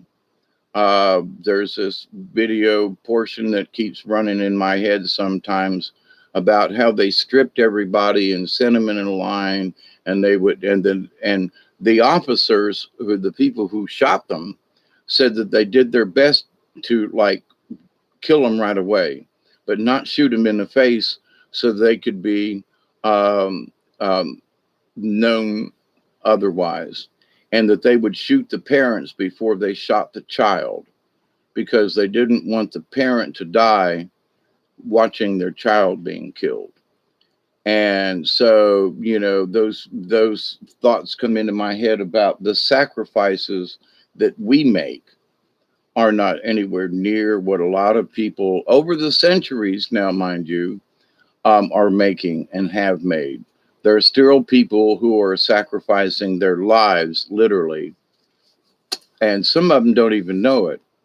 So now I would choose to give my energy and my life and I've already made my promises to, as a warrior for Christ. Y'all know my position about the Charistas, and so forth. And so it's like, I'm working for the cause. I'm working for the good guys, no matter what I'm going to be doing. Okay. I'm going to try to be spreading good stuff, helping people when I can. That's just not going to change for me. So I'm pushing forward my future karma. This is my intention. I'm going to continue with this intention. We can, wiggle around on how we get there, but it's still my final intention. As long as I'm breathing, that is my final intention. So, however and whatever I do, I want it to be a positive effect. So, and it's kind of sort of like, well, me and Doug are going to go to the river. Well, that's kind of selfish, right? Or is it? If I go to the river and I get recharged and nature and so forth, helps keep me alive and keep me, and I've always get good messages when I go to the river. There's always something there that just, is good to be there, and the feeling that you get, there's always something there. So, and the water's starting to come down. So, in the next day, I want to plan a trip to the river if I can before it gets too low. And right now it's fairly cool without being too hot in the afternoons. And the river being up, that'll make the temperature around it much cooler too, because the higher river is colder than lower. But anyway, but in that though, I'm gonna make the sacrifice and go to the river. No, I'm not gonna stay around the house. No, I'm gonna sacrifice myself. I'm going to the river. But with the intent though to share whatever my energy is and to regenerate myself, and so hopefully with trying to stay humble about this whole thing, to help recharge myself so that I can continue to keep doing whatever good I can, right? So, if going to the river and helping to recharge helps my body and my mind and keeps this near 70-year-old person alive, then okay, then I'm going to make that sacrifice and go to the river. But there are times when, even at my age, I'm like, well, and of course, you already know that my brain ticks in a different way from everybody else's. But in that though, so it's like, well, if I go to the river, ain't that being selfish? Shouldn't I be here doing something, or shouldn't I? Maybe I should get online. And there's always the what if scenario, right? And it's that's why I say, you make your choices every single minute, whether I, came on here and did this show, or whether I go outside, or whether blah blah blah blah. But for me, there are literally every moment I can make a different choice. Other people, not so much. They're kind of stuck with, the the confines of their life. And because I'm retired and all that kind of good stuff, I have the freedom, which is interesting because it took me quite a few years to figure out what this quote freedom means. I'm not obligated to anybody. I don't have to be anywhere or do anything at any particular time unless I choose to, which is really different than having to be on time somewhere and having to put your life, and you're there for other people. So I get it that my situation is different, but I used to live like the rest of y'all. You know what I mean? I had to be at a job, I had to be places, I had responsibilities, and all of the stuff that went along with those responsibilities. But now that I am officially, retired, then time and what we make of it and how we interact with time and our space and whatever is literally on a minute by minute basis, what we can or cannot choose to do. Well, I don't like this program. Turn it off. Well, I think I'll go outside. Well, I think I'll just take a nap. Well, I'll call my sister. Well, at any particular moment, there is that option to do something. Now, we all have it, but at my age and so forth, I'm just more free to do it. But in the reality of sacrifice, do we sometimes don't do something because, well, we might interfere with somebody, or maybe they might be watching the ball game and I don't want to call them, or I've done this with my brothers, sisters, and other people when I should have actually called, you see. And that much better if you have a thought of somebody real strong and you think, well, I ought to call them, and then you talk yourself out of it. You maybe ought to should have called, even if it was just for a moment. Make the sacrifice to see if you were right, of whether or not the person you're thinking of was thinking about you, like my brother was the other night. The phone rang and I was like, who the hell's calling me? I don't want to answer it. And something said, nah, go pick up the phone. So I got up and came over and looked at the number and I was like, yeah, it's my brother. So I answered the phone. Where a lot of other times I would have just ignored it because I get a lot of crank calls from a lot of different places, right? So I was like, it's another crank call. On the second ring, I said, no, it ain't. That's somebody else. So I listened to myself and said, no, it ain't a crank call. I'm not sure who it is, but it ain't a crank call. It was my brother. So if you practice that, if you get in tune with other folks and and your own self, and by getting there is that you keep your emotions out of the karma that you may be creating because of your emotional state, other things around you, and things cascading, and you feel like there's no end to it or whatever. Hey, Isby, mind altering substances, any escape no matter what from. Yep, I spent years doing that, Lady Spitfire. Laid them down and never looked back. Sick as heck and hard to get along with, but it was worth it, with or without them. Yeah. Yeah, man, one day at a time. But at the same time, at my age, it's really easy to go, and I'll get to it. And that just is wrong. I mean, I realized this after this trip that I cannot do that anymore.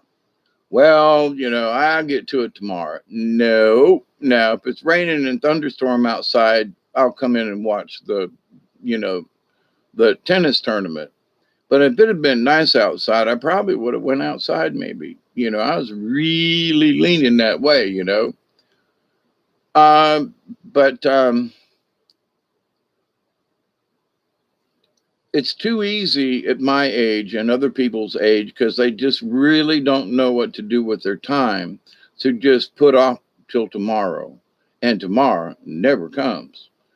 So I'm always cheering myself on, like, hey, take care of that, but I'll get to it. Don't you even utter the word tomorrow. I don't want to hear it, because tomorrow never comes in certain things. So I make myself feel guilty, like, well, you said you was going to do that or do something over here, blah, blah, blah, blah, blah. And I'm like, yeah. And I promised to throw some things away because trash day's on Tuesday and this is now Monday. Happy Monday and happy this week, everybody. Let's do the best we can, right? Under the circumstances. So I'm writing novels and I meant to be out like a light on those zany things. Yep. Xanax is crazy, and why someone would want to feel, yep. Your Zumbi princes. Yeah, I know several people who are on different types of those types of psychotics. And I tried them years ago. Okay. So, and there were different levels and things and stuff. I mean, some of them things damn near killed me. I mean, literally, they had to take me to the hospital, damn near killed me. For my own good, right? Here, take this. Well, it's not working, so give him an extra dose just to make sure. And then you're blathering out the side of your mouth. You're dying. And it's like, no, this ain't supposed to be the way it goes. But which is interesting after all the years that I wanted to commit suicide, that when I was getting an overdose of stuff that was killing me, I wanted to live. Ain't that ironic? For myself anyway. But that's the yin and yang of things. I don't even come close to any of that nowadays, thinking about wanting to off myself, meaning. But though that other people, see, I took the drugs because I wanted to do better. I wanted to be better. I do have quite a few head bangs, 25 major concussions, and when I was a baby all the way till a couple of years ago. And knock on wood, I don't get hit in the head. And when I fell in the river last week, 2 weeks ago, I come really close to hitting my head again. So that was a lucky fall in that respect. I sacrificed my shoulder and my back to protect my head. To stay on topic with the sacrifice thing. But anyway, but here's the thing. So if we project positive things into our future karma, if you will, and it don't quite work out the way we'd like it to, but hopefully by putting good karma forward, paying it forward, if you will, okay, just for yourself, whether it's for anybody else. And the bottom line is, you don't necessarily have to do anything special. You have to just keep being a good person. Whatever befalls you, whatever comes your way, just remember, wait, I'm going to take control of my emotions, whatever the situation.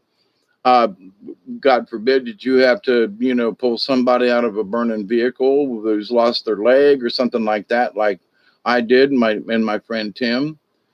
But at the same point, you understand how important it is that whatever that sacrifice is, that it's important to the situation. And different situations are going to come up. Now, if you will practice with your little spidey senses and your connection with your own guardian angel, spirit guide, creator, however you want to look at it. But pay attention, because there will be warning signs and little tingly things like spidey senses that you'll go, wait a minute, I really want to help in this situation, but it may be that it's how you help in a situation. Instead of rushing headlong into something, you might actually do better by hanging around the outside edge of the crowd and keeping people from getting hurt, or, that you may not, if you how to do CPR and somebody's dying and ain't nobody jumping in, go for it. But if somebody's already, so you don't need to jump in there and get in their way, but you can help with the crowd and making sure that everybody's back and peaceable and calm. So not everybody has to be the paramedic, but all of us can be part of the crowd in that we help maintain a balance. So other people who are directly involved, that's why I talk about in some of my videos about the silent 72. Not every one of us can be on the front line with the angels or the Charistus or however you want to look at it. But each one of us in our hearts are fighting for the same cause. We're fighting for justice and life and love and harmony and honor and respect and, you know, to the universe, you know, not to any particular god. Now, the Charistus, they serve the goddess. So, but Mother Earth and that kind of thing, I'm on board with that, at least a good ways. I think that I serve the universe. And if it shows up as a woman or something else or whatever, so I'm not really into the deity thing. I know that for myself, Mother Mary is an entity that I've learned as a child, and it's my connection to a certain, what my mission is here, and nobody else's. It might correspond with other people's missions, but I don't expect them to understand what I see or feel or how I feel it as much as I try to describe it or so forth. But at the same point, though, each of us have our own little spidey tingly things that let us know that, hey, this is a good thing, or hey, this may not be a good thing. But what is absolutely correct, for me was to, I know I keep referring to the gentleman who lost his leg, but as much as I really didn't want to go over there and do what I had to do, I knew I had to go over there and do what I had to do. And sometimes you just have to do it. Now, that's an extreme thing, but it may be an emotional thing. Maybe someone's passed away, or maybe their child is sick, or their husband, whatever the situation is, though. But here's the bottom line and the wisdom in all of these things that I can impart to you. It's your choice as to how much you allow your emotions to get involved with what you're doing. So I could have panicked when I was holding that gentleman's leg, or I could be calm despite the situation, understanding the bigger picture. So there are times when before we go off the handle and go frantic, we say, wait a minute, I'm going to draw on my energy and my soul and and say, no, I'm going to stay in control of the situation. I'm going to have my emotions are going to be under control. My voice is going to be under control. It might be the crappiest situation in the world, but you're going to do it with honor and dignity, whatever it is. And so when you feel yourself going one way or the other or whatever, just go towards that middle. Be the conscious and the compassionate observer. So you're conscious of what's going on and you're compassionate that you jump into a situation when it's absolutely necessary. So those are attach those to sacrifices. So if you want to, it's normal to get PIA, from saving life. Yes, it is. And a friend of mine went that way too. That incident that I discussed really affected him and ended up inviting toxic Tanner. Yeah. You can't invite it in, So what you do is you just allow other people to swirl around in their negative energy. And if you have to get near them, then what you do is you learn that you have shielding and protection. So if you allow yourself to be drawn into a fight or a conversation or a something or an emotion, you see it, you realize it, and go, not this time. I'm going to stay in control. I can accept or receive whatever this crap is. And if it's siblings or argument or neighbors, it doesn't matter where the energy's coming from. Okay, they send it to you and it's real emotional and it wants to piss you off. But then the higher side of you should say this: I see there's emotion there, and a day or two ago I would have looked at that and it would have really pissed me off. But you know what? Today I'm going to use the wisdom of the universe, and I'm just not going to get mad at it. I'm going to read it, and if I get halfway through something, I realize all it is just a bunch of stuff to make me more pissed off, then I have the choice to accept or receive that negative energy. And if you just say no to it, go, okay, that's your opinion. All right. And because if you try to respond or whatever, you're only going to extend that conversation. You're going to extend that negative energy. Now, if it's someone you know really well, then you could say, listen, I'm sorry you misunderstood. Maybe we should talk about this at a later date. So rather than just ignoring it, you could make a statement that doesn't say right or wrong, yes or no, I hate you, go away. No, it's that I'm sorry for the misunderstanding, whatever it is, because they're obviously being hateful toward you. And so take the brunt and go, I'm sorry of the misunderstanding. So right away, you have taken the charge out of it. In other words, when I read it and go, what?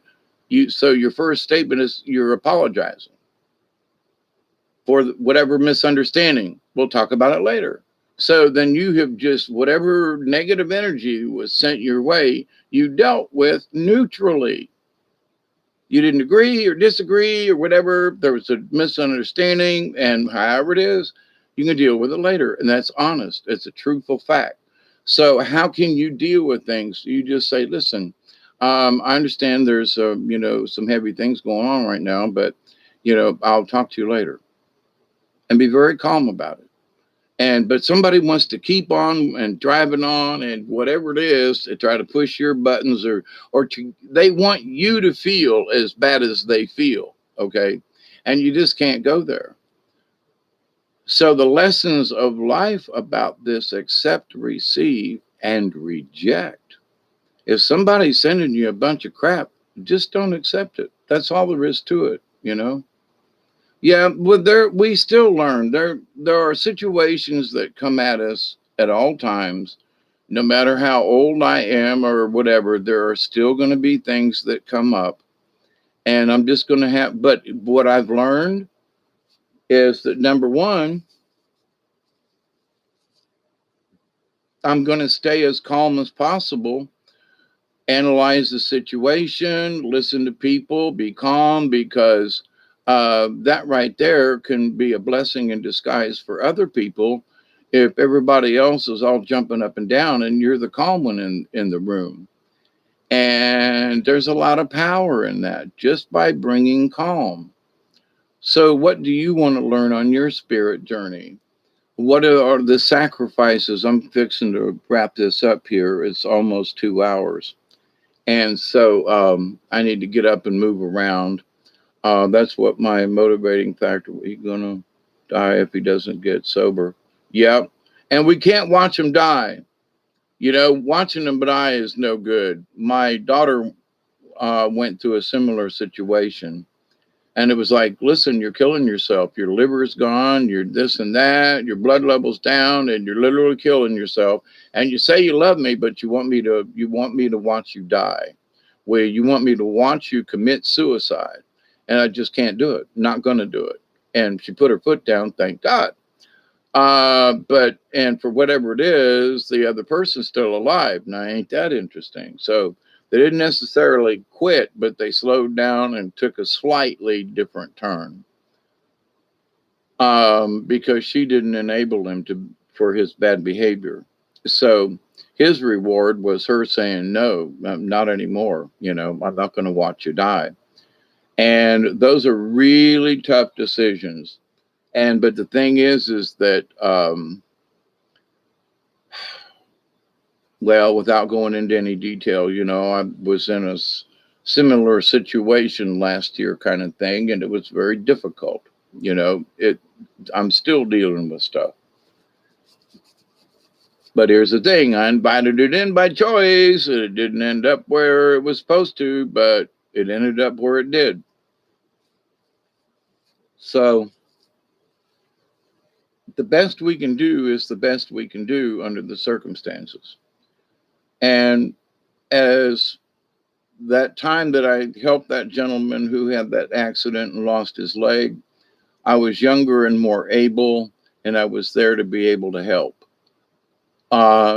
If a similar situation, I've done it before, I could do it again, okay. But there are some things that I'm just getting kind of old and decrepit, and I have the knowledge, but I don't know whether or not I have the physical strength to do certain things. But I'm not going to go there. Don't know what's coming.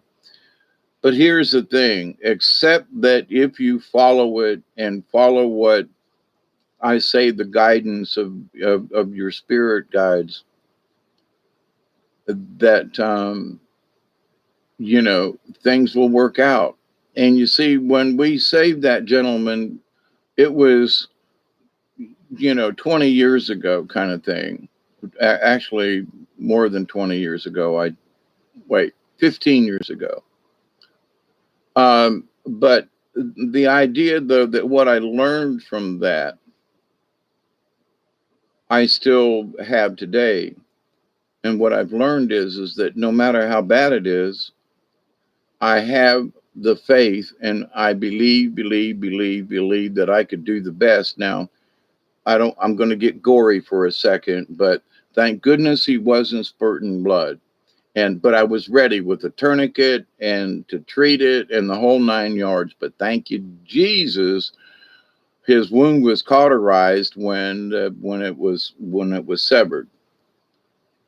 But I did have a tourniquet ready. I did have we had everything that we could muster in my car to to deal with that if it was that bad. Thank goodness it wasn't. He would have bled out by the time the ambulance would have got there. So he was being protected by the angels too, let me tell you. And we just came along and were sort of servants and hands-on for the angels. But the experience, though, that can you do something like that of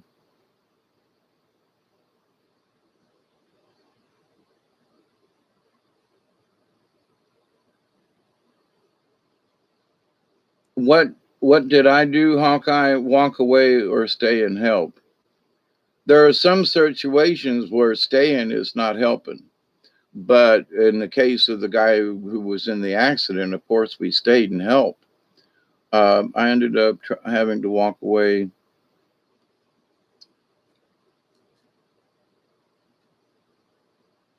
Don't worry about it, Lady Spitfire. You're not talking over anybody. Put what you need to in there, There's no particular subjects that are being discussed, so put what you need to in there. Open house, open forum. You know me. It's 111, 111. Oh, no, that's an 18. I'm trying not. Yep, there are times when trying to be nice just makes it worse. Absolutely, SB. And see, for those of us who are nice people, somebody's bitchy and everything. Well, we want to go back in and we want to say, well, blah, blah. And there are those people where you have to, and it's sometimes it's people you would never expect that would behave that way. But at the same time, if you're really aware of who they are and some of how they react to things, then you would also sort of expect that sort of behavior. That if you try to go back and be nice, it's just going to make it worse. In order to be nice, you just have to shut up and stay back and just let it be. Well, but I think I can, nah. And it's not that you walk away, it's that you have to step back. Now, I know I've had to walk away from some things too. But at the older I've got, I've realized that emotionally I had to step back. There was the walking factor too. But the biggest thing was I had to step back inside and go, oh, they're trying to emotionally drain me. They're trying to make me nuts. And, oh, let me take this step back into myself. And then I will walk away, or maybe put on my shoes and run away, or get in the truck and drive away, or, have somebody pick me up in a helicopter and fly away. But, it all depends on the situation. But to that point, though, to stay in a situation, to keep trying to make it better when it's obvious that no matter what you say, how you say it, or, it just it's the situation has gone beyond it. And we have to recognize it for what it is and go, well, this is one of them times, ain't it? I need to take 2 steps back. Once, maybe you got to turn around and run like hell. And we can't, here's the thing, we can't blame ourselves for it because it's a two-way street. If you honestly, as I know myself in trying to fix things that I realized was just getting worse, you have to just smile and still love them. And leave it at that moment. No matter what they try to throw at you or put on you or whatever, you just have to go, I did the best I could. And that was the situation that was here at the house that I invited in. I did the best I could. And, if it wasn't good enough for the person, that's not my fault. I did the best I could without I didn't know that I was going to be raised to some expectation where I was going to have to go above and beyond or do certain things. And wait a minute, I didn't sign on for that. So I will still be compassionate, but I didn't sign on for that. And I love you, but I didn't sign on for that. And you have to help yourself as well. And so when the other person doesn't, then you just have to step back and go, okay, I've done the best I can. And that's that. And you can't take any blame, although it wants to come and hang on you, or other people will try to hang it on you. You have to be confident. And that's one of the things I've learned in this last year and a half is that there was a lot of spiritual blame put on me for something I did not do, did not invite. Whatever was going on was an attachment. And it came here. It wasn't here. It was brought here. So with that, I'm going to have a cigarette, and we're coming up on 20. Yeah, 118. So tell you what. But I mean no harm. I have no disrespect to what happened. But I was accused of things that just could not be true. And you just have to say, well, okie dokie then. I know there are those of you who know some of the story, and if I were to be rude and wanted to be ugly about it, I could discuss it now in great detail. And that's just not where it needs to go. It's just that, recently I've gone through a situation like some people do, and that sometimes you do the best you can at even more than you think that you can, and it still ain't good enough, and you just have to let it be. That's it. It ain't your fault. It wasn't my fault. But you just have to just let it be.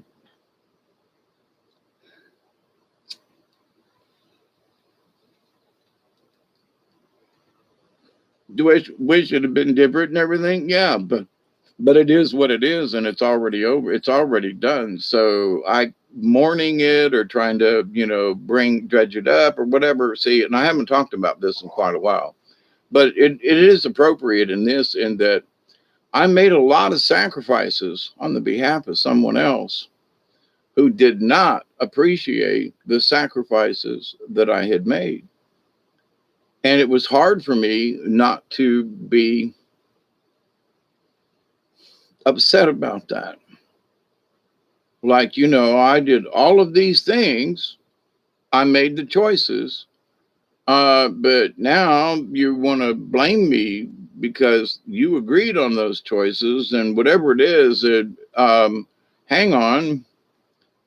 Do you not see the sacrifices I am making and have made? I'm just asking one person to another. And it got such that no, um, you know, it became my fault. And it's like, but it wasn't. But anyway, so there were times when it was hard to be kind in a situation. And this is, within the last year about this time. So it is still new. It is still a lesson. But so to answer any questions, well, have you gone through this? Answer is yes, last year.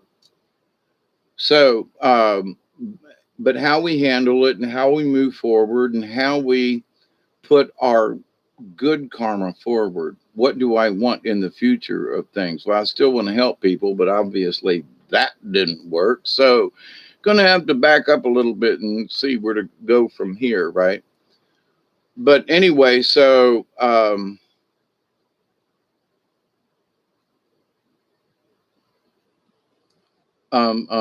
it's 121. I missed it by a minute.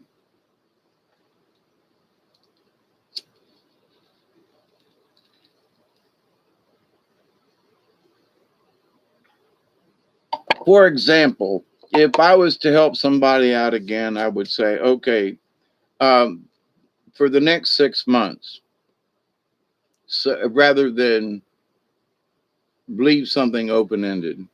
Okay, for the next 6 months, you need help with this or something. Okay, I'm good with that. But at the end of 6 months, some other things are going to have to be made. Hey, Esty, how you doing? Hey, Cherry. I keep trying to help others, and it's like some are grateful, some are just relieved, but one started blaming me for their problems. Yeah, don't that crap hurt? But here's the thing, though, we've learned from it. But here's the thing: the biggest thing we need to learn from this is, what do our spidey senses say? Tingle, tingle, tingle. Is this person using us? Is this person, if I go out here, are they tingle, tingle, tingle? So what we should learn from these experiences, what were my spidey senses telling me? Was I getting a feeling in the pit of my stomach? Was there a warning about this? You know what I'm saying? So of that, I'm like, I went through a bunch of that, but it was too late and already gone too far down that road. Tried to make changes, tried to choose another road, but it ended the way it did. So, but um,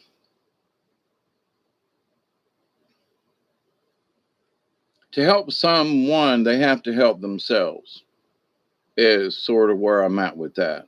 Because the help that I gave this last person, they didn't have the ability, which is something I didn't realize until later. But they were depending on me to help them, which I would have, but no, they were like depending on me to like do it for them.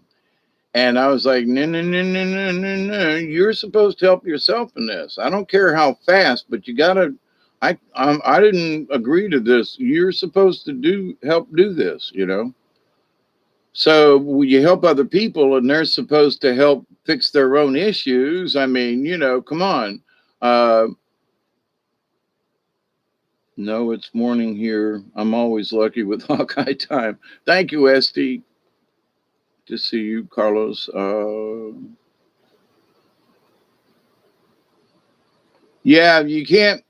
A very dear friend of mine who I worked for, her husband was the colonel I've talked about that knew all the stuff about World War II and was in World War II and all that kind of stuff. She told me, she goes, David, she said, speaking to me, she goes, you have the Jesus Christ complex. And I went, whoa, whoa, whoa, hang on, back yourself up. And she goes, no, you just hush up and listen to me. She goes, you're not trying to be Jesus Christ, but you are trying to save everybody. And I went, what? She goes, that is Christ-like. Now, this was back in the 70s, like 73 or 4. And she said, you can't be the savior to everyone because some folks don't want to be saved. And as a psychologist and as a teacher and a professor and so forth, she sat me down and she goes, you can't be that to all people. And in my life, I've realized that she was more right than wrong in that I have this Jesus Christ complex in that I feel like I can jump in and save anybody from anything or help them out. Oh, you need help? You got a leaky roof. Oh, I'll come over it. And I would get myself so stretched thin. Although my intentions were good, I was stretched so thin, I became ineffective. And so it's like, now, so what good is that, right? So, but it's the Jesus Christ complex. And, well, I can go over and help this person. Well, I could, but you got this thing over here and you got that thing over here. So, trying to save everyone from whatever their situation, emotional. A lot of times it was just they had a problem in their house. They needed a window or a door or something, you know. But it became other things later on. But at that time, it was more about working on too many houses at one time kind of thing and still trying to keep a house and still try to keep a job. And, you know, I was working 8 days a week, I'm here to tell you. So, but anyway, but in that, I couldn't save everything. I couldn't help everyone, and I couldn't be the savior for every, you know. I'm obsessed with the cross necklace, just a magical box. Enjoy. Light will prevail. Be gone bad ones around me. Just saying, yeah. Yep. I just pick a movie where you see whoever it is just surrounded by, pick a glow, you know. I just consider it my own personal force field, you know, and we all got one, okay? So, and here's the thing that I've learned as a shaman. I will throw this in there and please pay attention to this. Do not be so bold as to tell the bad ones that, you know, you can't get me.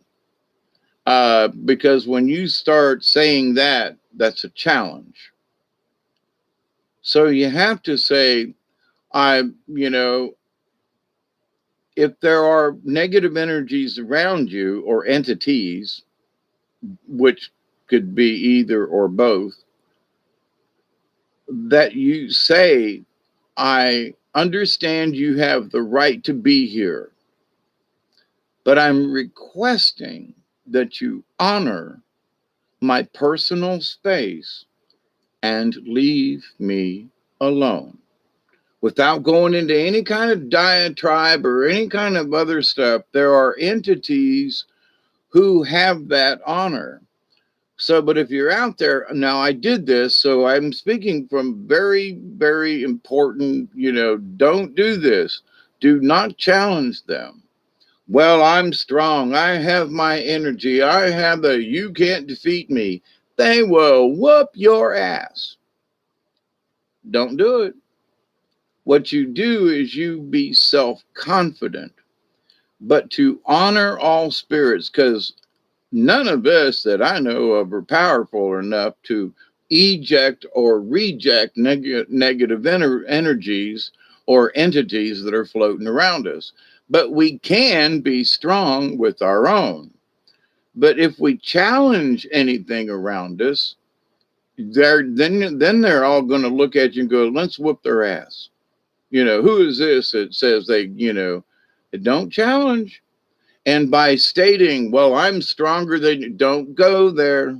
They will whoop your ass. And then you wonder why you're getting your ass whooped when you're having all these good thoughts. So this is still a lesson. If you're listening to me, please understand what I'm saying. You don't give in to them. You just acknowledge that they exist and that they can wander around as free. Request that they respect and honor your space and leave you alone. That's all. Don't try to make a challenge. So wherever you're going, you'd say, I give honor to the spirits around me. I say this all the time in a lot of places. I say, I give honor to all of the spirits around me, and any negative entities. I realize you have the right to be here, but I also request that you respect my space. And stuff leaves me alone.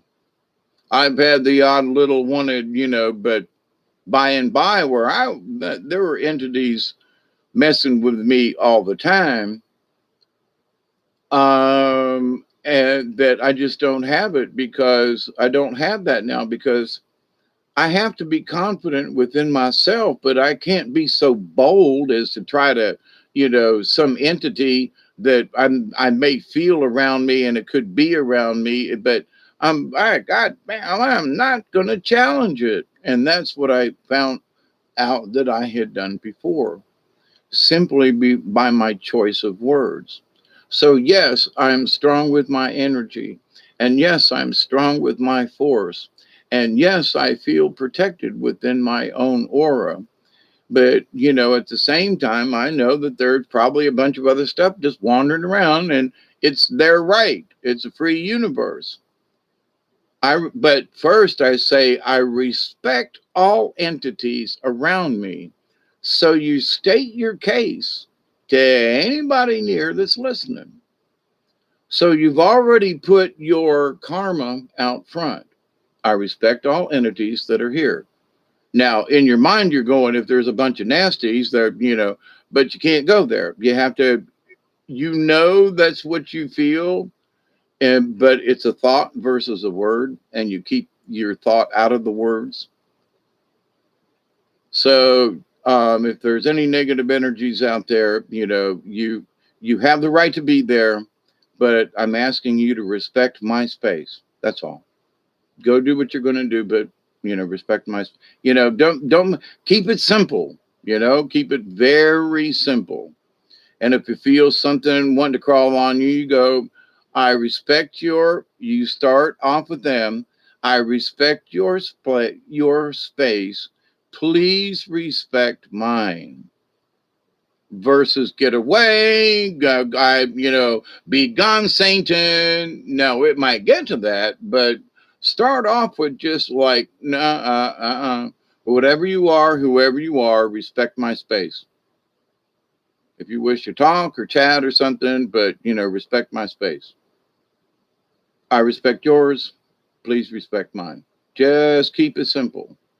Because in that, what you do by saying it, by believing it, by being it yourself, that is your shield. Because what else do you need? I respect your space, respect mine. So you're not trying to push your energy anywhere. You're containing your energy. Respect my space. Respect my authority. Remember Cartman back in the day? Well, respect my space. But do it, I can remember back when, oh man, they were whooping my ass. Oh my God. And so then I learned, like, okay, so I got to accept that they're there. Yeah.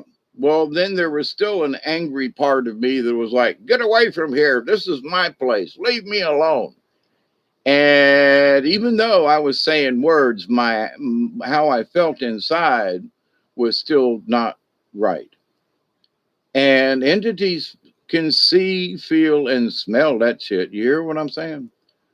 So they have the right to be around and float around in space, but they do not have the right, without your permission, to mess with you. And it's as simple as that. Well, whether you pray to Jesus, do the sign of the cross, don't care. And I'm not trying to be flippant or anything, because it's your belief. Do you believe that your energy around you is actually protecting you? Well, if you don't have enough faith in yourself, how's calling on Jesus going to do anything? Because that means you're in a panic and you've lost control. So you could say, in the name of Jesus and the energy around me or something, or in the angels or whatever, okay. But if you're really sure about yourself and you're confident in what the entities will see you, that's what's important.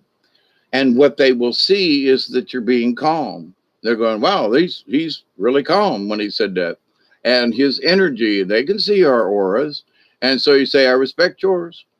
Please respect mine. Blah, blah, blah, without getting into an argument or blah, blah, blah.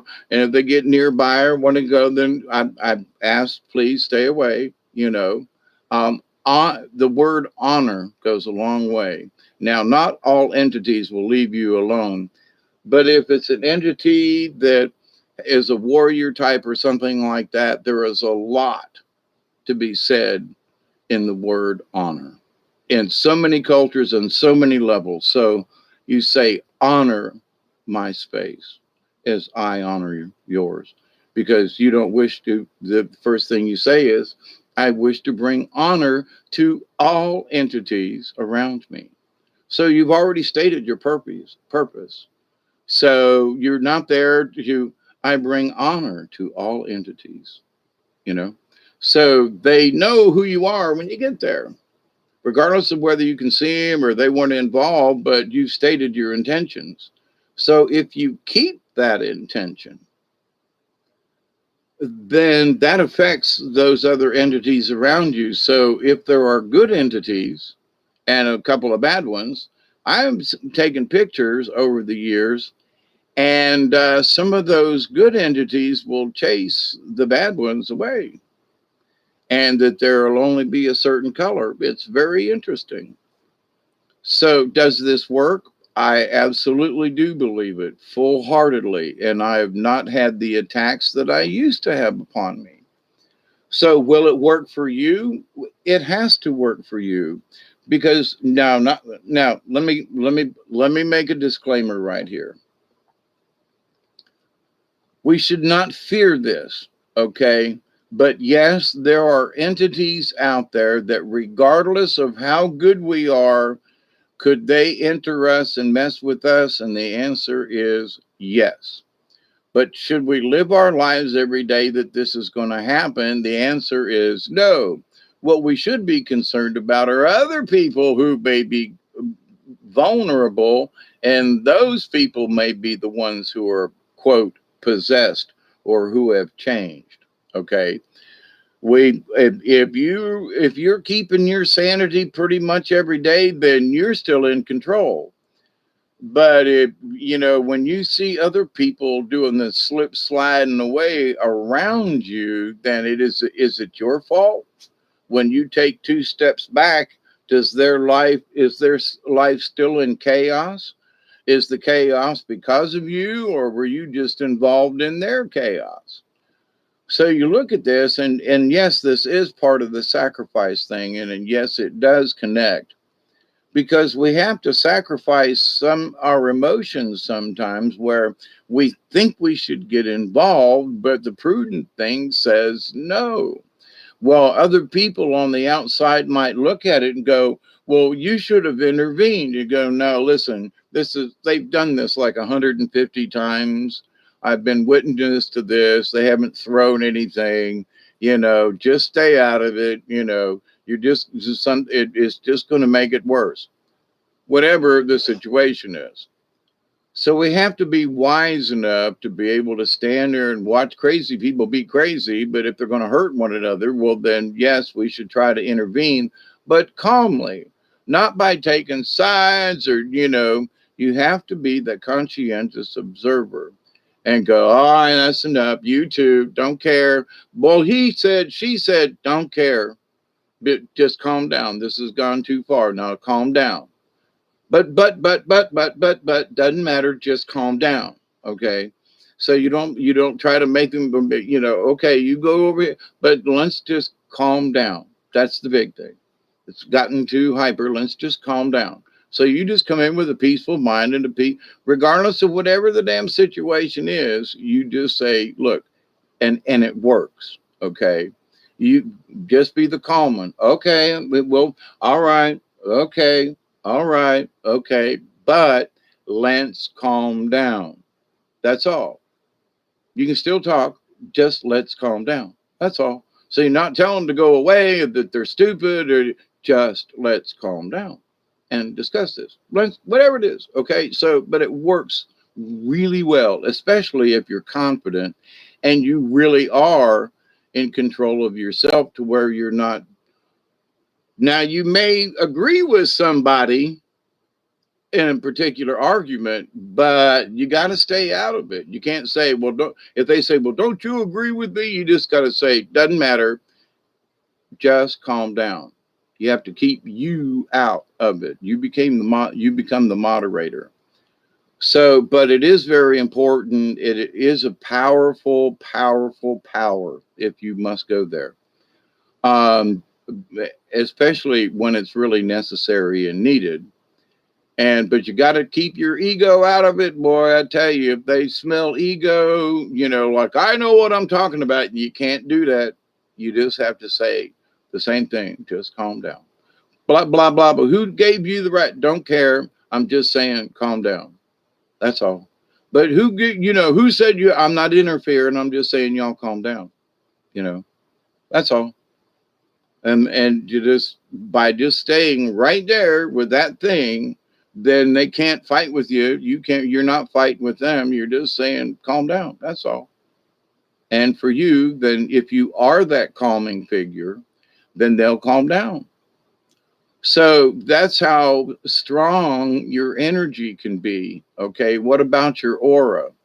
Well, working on the carnival and being in different places, there are a lot of times when you had to step in and go, just calm down. And I learned that from other guys who said, if you're on the carny lot and it's two guys, two drunks, nobody's going to win. So the best thing you can do is just calm them down. Well, he swung at me. Okay, but just calm down. But doesn't matter, just calm down, Well, blah, blah, okay, but just calm down. And it works more times than not, let me tell you. Now, depending on who you are, don't get yourself in the middle of a fist fight, unless maybe you know who they are. But still, you might get hit with a chair. I mean, be careful. But to the point, though, learning that mentality and being able to be a calming factor in an otherwise, weird situation is the confidence of the energy of your aura. That's proof. Okay. How do you prove that your energy and your aura? Because you can step into a situation by just saying, please calm down and get her done and avoid a very possible nasty, ugly situation. Now, if it looks like by you being there, you have to be wise enough to step the back if you need to. If they say it's none of your business, I'll punch you out. Just say, look, just calm down. It's okay. And they may be too drunk or whatever, but the thing is that you can still take two steps back, be quiet for a minute, and still be a calming factor with other people. It's like, look, we need to get them calmed down without bringing things into an uproar. Calming energies, absolutely, Michelle. But see, my talking about this is my explanation of what your aura is to negative entities. Okay. So if you can produce this aura of calmness to people, then that's the sign of the control of your own aura. It's calming. So if something negative's in the neighborhood, you go into that calm state. They can bang on the door all they want to, but if you stay calm, and say, look, I honor and respect your space. Please respect mine. Keep it simple.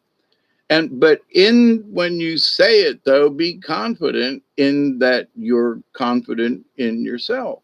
Okay. Now, there have been times in the past where I was like, I said it, but I wanted to pee my pants. Okay. But I was messing with, there was some really serious negative energies that in a way, I kind of invited because of my own actions. So, and I learned from them consequences kind of deal. But here, let me tell you though, in that the sacrifice is not getting involved. But by not being involved directly, you stay involved. I know it's like an oxymoron or a moron trying to take oxy. I'm not sure. But the idea though that hey, let's just stop and just, you know, um and one of the I've seen some people do it in an arrogant way, like, there's somebody and they're gonna break up the fight. All right now, me, get away. Yeah, then that sometimes will aggravate a situation.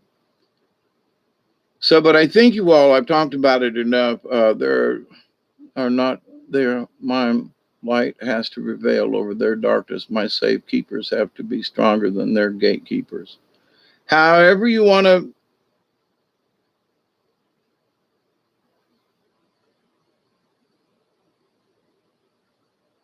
However you want to look at whatever, whatever it is you're facing, whatever metaphors you want to use, Lady Spitfire, however you see it in your mind's eye is great. Okay.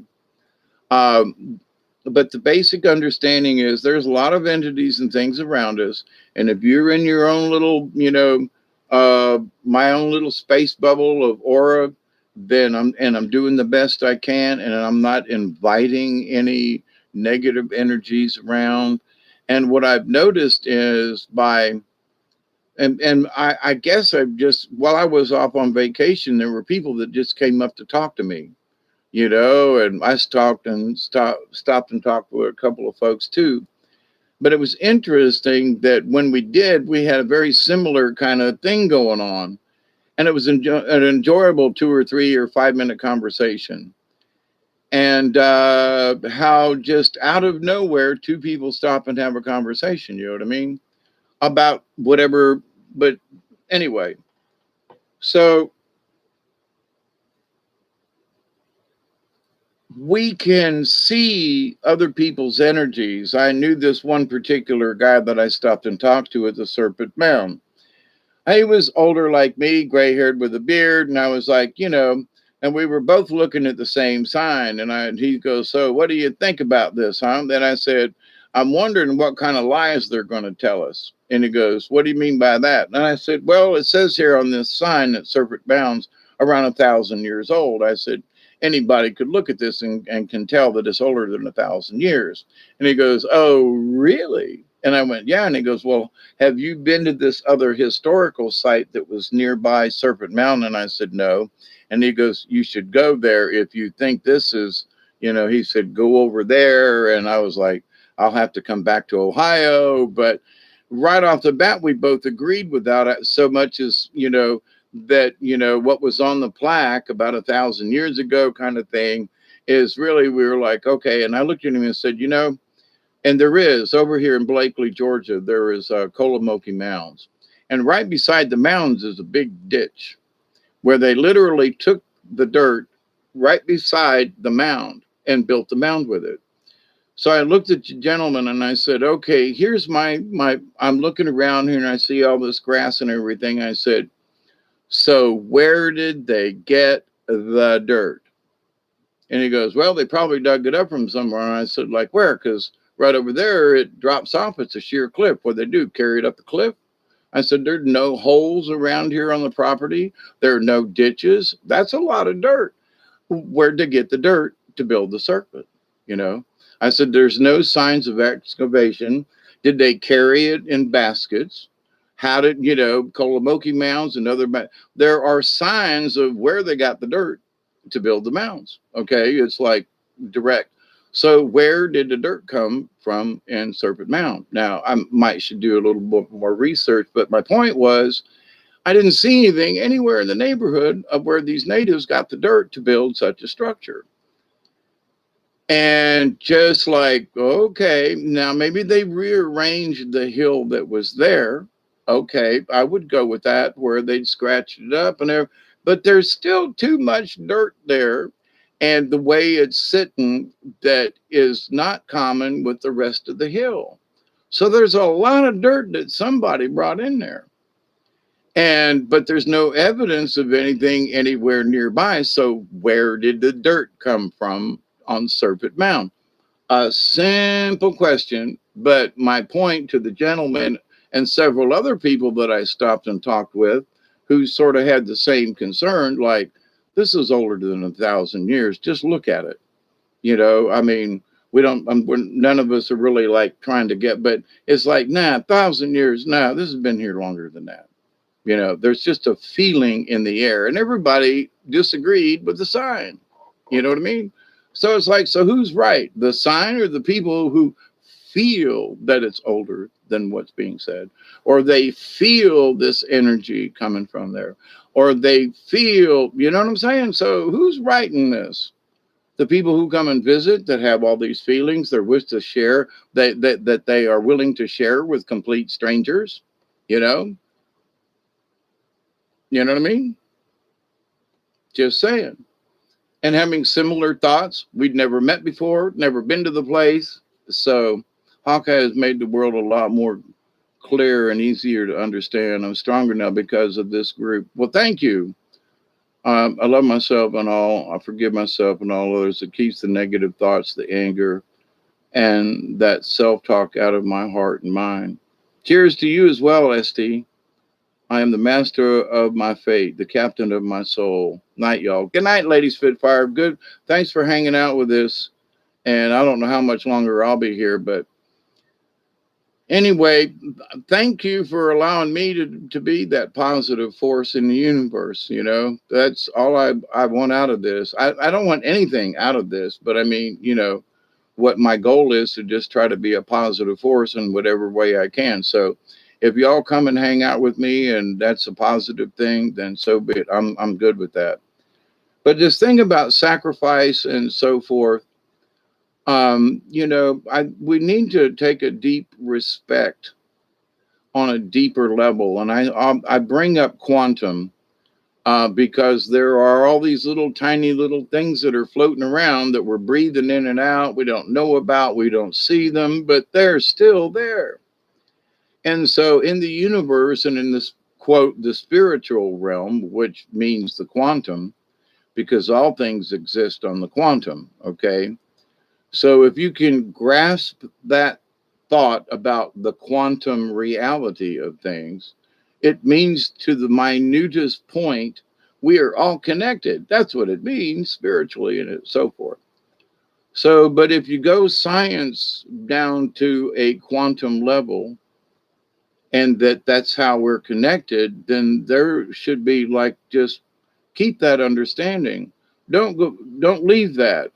Become confident in that. I am part of the quantum. I am part of the consciousness.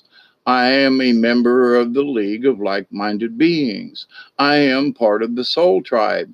Now, they're all similar, but each one of those things I just mentioned are different layers of the quantum, because the Soul Tribe is a thought process, and they're linked in the quantum through the Soul Tribe thought process mentality, so forth.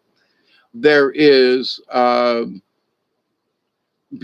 different levels to that quantum. So, but anyway, so the League of Like-Minded Beings includes the Soul Tribe, but is also more than the Soul Tribe. So, where the Soul Tribe could include the League of Like-Minded Beings, the Soul Tribe is a smaller, guess what, tribe, localized being, so to speak, at least localized in thought, where the League of Like-Minded Beings extends to other galaxies and other dimensions, and, so, but anyway, and that on the quantum, we're connected to the source and to other to the whole of the universe. We are connected. So if you're having trouble with your faith, if you understand that you're part of the quantum, okay, you are part of the quantum already.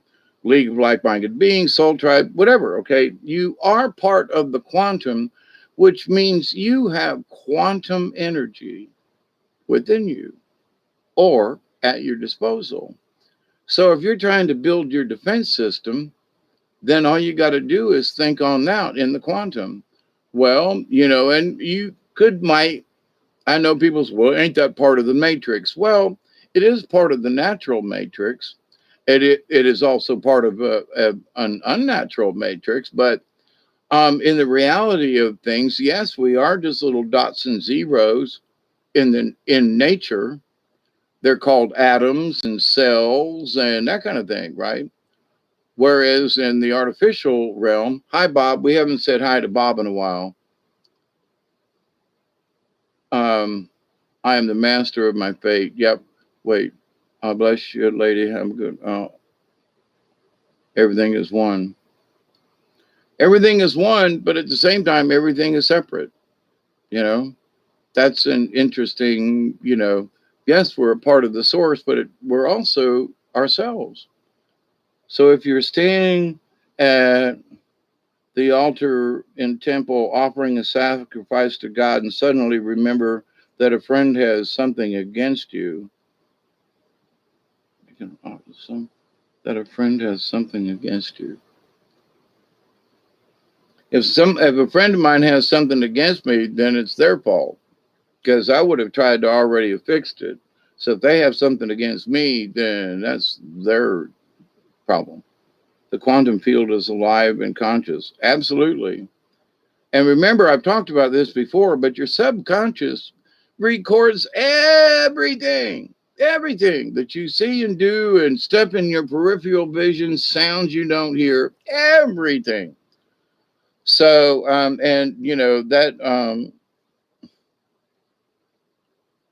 leave your sacrifice beside altar and go apologize and be reconciled and then come and offer your sacrifice. Yep.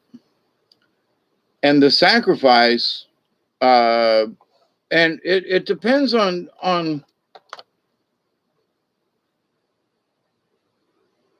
for me, sometimes the sacrifice was not physical. The sacrifice was giving up something emotional. And most of the time, it helped to heal me, as whether it did or not, to the universe, but it helped to heal me. And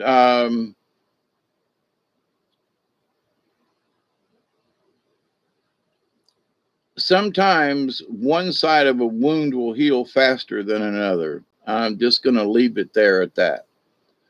But if you put the cream and everything and one side gets better and that's the side you're focusing on and the other side's still a little mushy and gooey and but anyway, that's a really bad example. But anyway, I guess it'd be like mowing half of the grass. Ooh, doesn't that look good? Well, it's only half, but anyway, maybe it's the half you wanted. But that's the sacrifice that you make. But anyway, I think it in the importance of the universe. There are certain things in the spirit realm, in the shaman realm, that you just simply must become. And what I mean by that is simple. You are a part of the universe. You are a part of the quantum. So become it. You don't have to think about it. You just are it. You get it. 100.1%. You've heard me talk about this before. You must believe it 100.1% all the time. I'm part of the quantum. Then why are you still worried about it? Well, but you're a part of the quantum. Then to deal with it. But they'll be arguing. No, you're part of the quantum. believe it. For some reason, you keep bringing up the subject. You must not really truly believe it then. Because if you believed it, you wouldn't keep on with this line of thought with some people. So when I got it, there were certain things that I just kind of sort of quit worrying about. Just automatically, they were solved. Why? Because they're part of the quantum. And if I really need to understand more about it, then I shouldn't be jumping up and down and screaming at give me, to whoever and say, give me the answers. I demand them. No, the secrets are always in the silence. And the silence is where we need to go to hear the answers that are already given. I'm quoting out of the book, The Animal Cards. And so the answers are in the silence. And all answers are there because all questions have already been asked at one time or another. If you have the knowledge, and this is in different areas, if you have the knowledge to ask the question, then you probably, in a lot of ways, already understand what the answer is. And sometimes you have to study things or whatever, but to the point though, if you can ask the question, then you must have part of the answer, or at least an understanding of what the answer is going to be, or something like that. So to the point, we are all part of the quantum. So when you just say, well, something's bothering me, well, then you can shield that part of the quantum. And it's not like you got to do some ritual. You just say, I'm just not letting that stuff in. You're confident with your own self. You know that you're in the quantum. You know that if something's coming at you that's negative, you can say, sorry, you can shoot it at me all you want to, but I'm Captain America or whoever, and bang, it just is not going to affect me. Or, there are those days when we could be, the Hulk. So, but anyway, our sacrifice in life is up to us. I know I have my own predestinations, but I also know that I agreed to most of them. And so, but it is my choice as to how I accept some of these lessons. I can bitch and complain and kick the tires and the jack fall out and crush my foot, or I can go, some bitch, okay, let's change the tire and just get her done. So what we can make the annoyance, whatever it is, worse. And that would be our sacrifice. To be just a part of the universe and part of the quantum, we accept the tire's flat. We accept we got to change it before we can go on. We accept that, okie dokie, it's an inconvenience. But the rest is up to us, whether or not we're pissed or angry or bring upon negative energy upon us in any way. So, but that same is so pertinent, whether you work in an office or factory, a hamburger joint, between family members. If you can feel that something's going in the wrong direction and you can shut up, say something different, put a positive spin on something. If there's a way that you can see that, whoops, I see something here that's slipping. Let me see if I can just, and you don't say this out loud, but you say it to yourself calmly. Can I say something good somehow to make this not so yucky? And the answer is maybe. The answer may be that you just don't put anything into it at all. And you can sit there and smile at whoever's having the conversation and just be quiet. That may be the answer. You may be the calming factor simply by your silence without being rude. So have that confidence. Believe 100.1%. And again, ego can't be there, but you have to have self-confidence in that. Okay, so if you feel a question come up, whether or not you got this or not, then you don't got it. Now, if the feeling comes up like, oh God, I'm in a situation, I don't know if I got this, then your answer right away should be, whatever it is, I'll deal with it. That's the confidence. You don't have to be specific. Whatever it is, whatever that feeling that comes in you, oh my God, and then your answer right away should be, whatever it is, I'll deal with it. But it could be, you don't try to project how bad a situation could be or might be or whatever. Don't go there. The answer is simple. I will deal with it the best way I know how. Period. But what if? I'll deal with it. Well, what if, and what if none of those come true? What if something different comes up? So, but the answer for yourself is, your reaction is going to be, son of a bitch. I don't know. Okay, but whatever it is, I'm going to deal with it.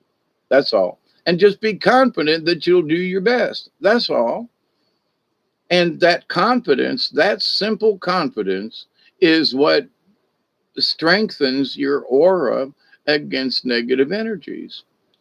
I don't know how I'm going to deal with it. Don't care, but I am. And I'm going to stay strong with it. Don't care what it is. I'm going to deal with it. What if somebody sends you negative energy? I'm just not going to accept it. Well, how are you going to deal with it? I'm just not going to accept it. Well, somebody sends me a nasty email and blah, blah, blah. What you going to do? I'm just going to look at it and go, okay, that's their opinion, and leave it. Delete it or whatever. Not in any kind of anger or anything. I'm just not going to accept it. So I think as we as humans evolve, that's what the elders learned. That's what my granny did. That's what other people that I know who are old, and now I'm one of them old people. I have assumed by my age, I guess,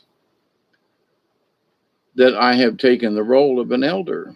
And I had never thought about that. Honestly, maybe a spirit guide in a way for certain people and stuff that has sort of already happened up to now. But to be here and doing what I'm doing now, I just really had no idea that this would occur. But I'm grateful. I'm happy. I'm very humbled by the whole thing. And, I bring these subjects up because for me, and I know I keep bringing up my age, but, I don't have near as many years left as I used to. It doesn't mean that I'm, tomorrow's the day or whatever, and I'm not looking forward to it. But at the same time, let me crunch some numbers here and say, well, what's really important? What should I really focus on for myself, for me to make the transition? Now, I know that part of my job is to try to help other people with their understanding of spiritual, but at the end of this, though, am I learning anything? Is anything else being learned on from my point of view?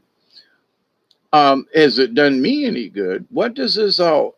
And I'm not trying to. This is not about making me feel good, high, or whatever about this. No, it is honestly. Am I learning anything from this? Does this reinforce my belief of the quantum and of the spirit and of the energies and so forth? Does it make me question it more? In my questioning, what is sacrifice? What does it mean to us? Is our sacrifice voluntary?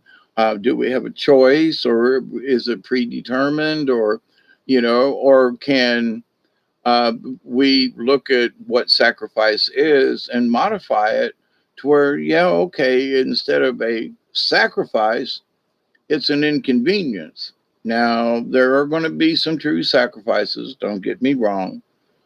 But at the same point in our life, the small things, they are sacrifices, but how are we taking them up? How are we think about them?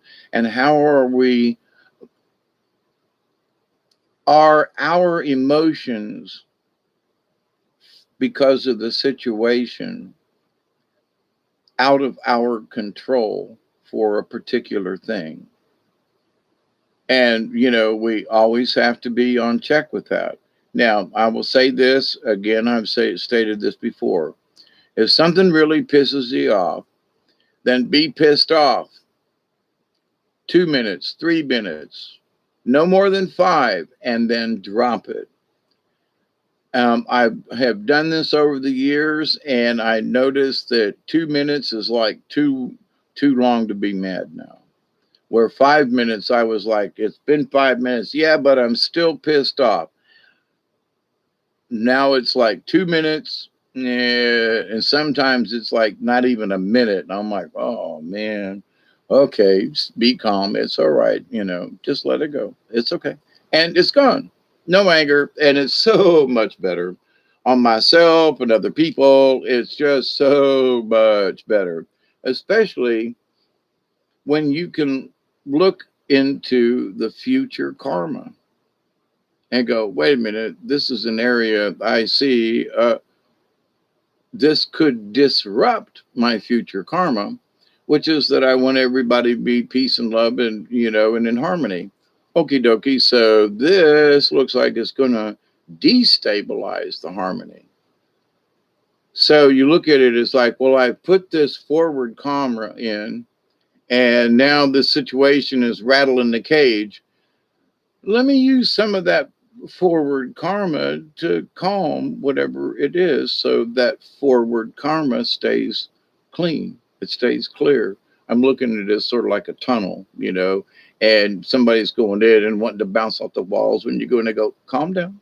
You just go put your hand on the shoulder and go, you're in a cave, it's okay, but that's my mind is projecting at right now for whatever reason. But so 2:11 a.m. in the morning time. It's been almost 3 hours. I'm here with you this morning, this afternoon, or this evening.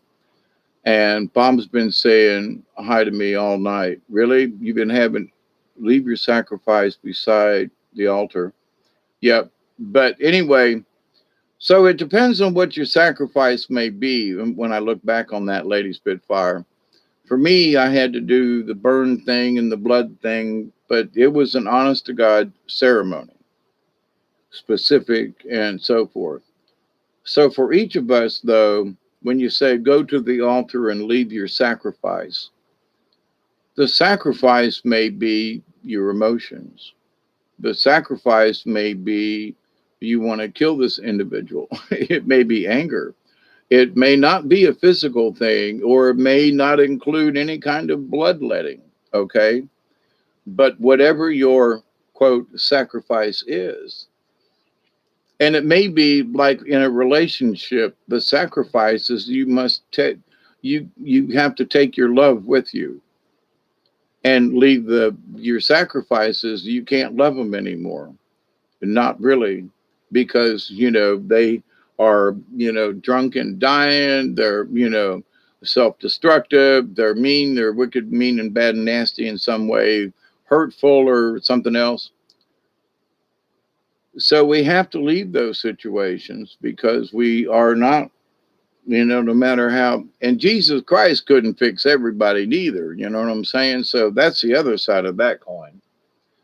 But the JC complex is that we can help and save and nurture and nourish. And some people just ain't going to accept it. They have to learn something else.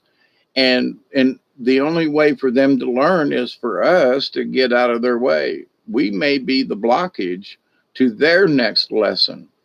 As much as we are trying to fix a situation, it may be that we just have to just say, I love you, mean it. I love you. If you truly are, you got my phone number, and just turn around and walk away. Now, if they keep pestering with bullshit, then you just ignore them. It's like the boy who called wolf, or the girl who called wolf, it's like All right. Or what do you need? Well, I really need. And what is it? Working. Blah blah blah. Is that the same thing we talked about the other day? Well, we haven't. Listen. Okay, I'm really busy right now, but listen, you can work this out. I trust you. And drop it. Leave them. Don't encourage them. Well, tell me all about it, and don't invite them in. So it's like, especially if it's on the same subject and they're going over and over again, and you've already, expressed your opinion 10 times, leave them, go over here, we'll help you, whatever the situation might be. And then they call up, well, I went back to John again. I don't want to hear it. Sorry. Well, I'm sorry for you. I still love you, but make up your mind. Have a great day and hang up the phone and see where that gets them. Because, if we continue to support through our friendship with them their negative behavior, I've had to tell some people, listen, I'm sorry. You're bringing this on yourself. If you get into a real situation, call me. But if you're just going to, call up and talk about the same things over and over and over again, I'm telling you now, I love you, deal with them. If you need help dealing with them, but if you're just going to call me and complain and whine and moan, but you're not going to act on fixing it, I love you, but just don't call, please. You know, call, how you doing? Well, okay, are you going to tell me the same things again?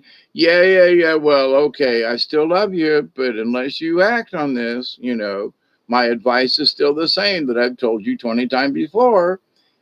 Do something. And here's the list. I love you. You want to talk about something else? Well, no, not really. Okay, I love you. Bye. We have to be kind. We have to support them, but we also have to tell them, listen, this is, we've been through this before. I love you, but unless you act on this or do something, you calling and talking to me about this is just wasting my time. I love you, but I do have better things to do. And honestly, we do, because if we listen to the same story over and over again, they want us to become part of their misery. And we say no. All right. So our sacrifice is being honest to them and saying, please, I love you, I support you, but if you're just going to whine about this again, I'm going to ask you to please don't. Let's talk about something else. How's your grandma doing? Or how's, what's the weather like in, Australia or wherever, you know what I mean? You'd hit the nail in the way. Hit the thing. Okay. Bob's been, sometimes they need to learn their own lesson. But here's the biggest thing. It's almost time. The biggest thing is that we must show them that we love them, but just say, I'm sorry, but I can't listen to this. I've got other things. I love you. If you're really in trouble, and say, I'm. If you have to hang up on them, if they're that bad, then hang up on them, because they need to learn the lesson. You're not always available to listen to their whatevers. Now, if they're calling and say, look, if you got an update, I'm willing to listen. And sometimes you have to make up a lie, and that is, look, I only got a few minutes, and here's the honesty about this. If they're going to talk about the same thing over again and try to drag you into it, blah blah blah, then you only have a few minutes, because that you've already made up your mind. You got 5 minutes. And say, well, here they go again. Okay, well, I'm short on time, but so out of kindness, they got 5 minutes. But when you say, look now, but look, I'm sorry, you tell them up front, if it sounds like they're going on this little whiny thing, you just say, look, I got some things I was doing here. And it doesn't matter what you were doing. If you were watching a movie, or if you were walking the dog, if you were scratching yourself, it don't matter what you were doing. You're going to do something. And you don't really want to listen to them whine. But to be honest to the universe and to be kind, you say, okay, whether you tell them physically you got 5 minutes, but in your mind, you make up your mind. You got 5 minutes. Oh, here they go again. You're thinking to yourself, okay, well, is there any change? No. You're doing the same thing. Yeah. And he's still beating on you, and you're still not, you go to the window. Well, honey, I can't help you then. Well, I really got other things to do. Do you need me to come pick you up or something? Are you really? No, I just wanted to. Okay, well, I love you. Well, listen, I got stuff to. If you need me for real, call me. I love you. Bye, and let them go. They have to make their decisions. I've known too many ladies who needed help and they would not get help. There were so many people that were reaching out their hands to get them out of a bad situation. They kept going back in it. My daughter was one of them. And it took her like 12 years or something to get out of that relationship. And you can't make them. You just can't make them, but you can love them. And my daughter go, well, he's at it again. Well, my answer, get the fuck out, excuse my French. I'm trying not to cuss much. As I noticed that I cussed more than any of my other family members, by the way. I was the trash mouth of the group. How about that one? But anyway, so in this loving relationship, it's 2:21, time to do this again. Some are still preaching stuff over and over. Yeah, just shut up. Yeah.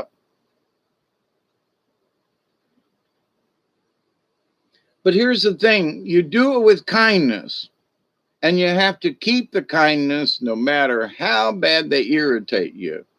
Because for me, that's part of the karmic future, if you will.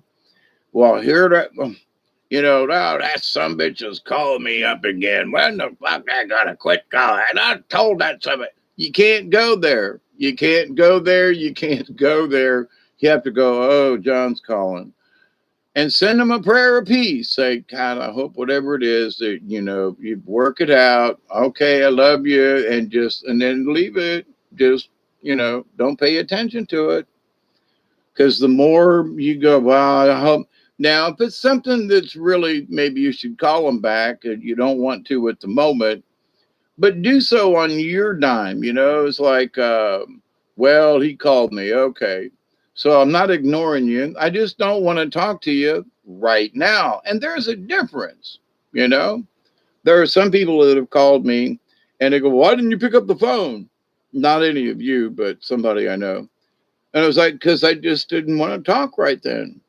Well, it was because me and blah, blah, blah. I just didn't want to talk. I don't care who you were. You called me up at 1 o'clock in the morning. And if I say I'm not in the mood to talk, I'm not in the mood to talk. For whatever reason, I'm not in the mood to talk. You don't have to take it personal, but they did. So, no, sorry, it has nothing to do with you, but I just, my head was a little dizzy. I'd smoked a little too much, and whatever it was, whoever it was calling, I just was not into wanting to talk on the phone. It's 1:15 in the morning and not tonight, Well, you must be mad at me or something. I'm like, will you stop already? Cut it out.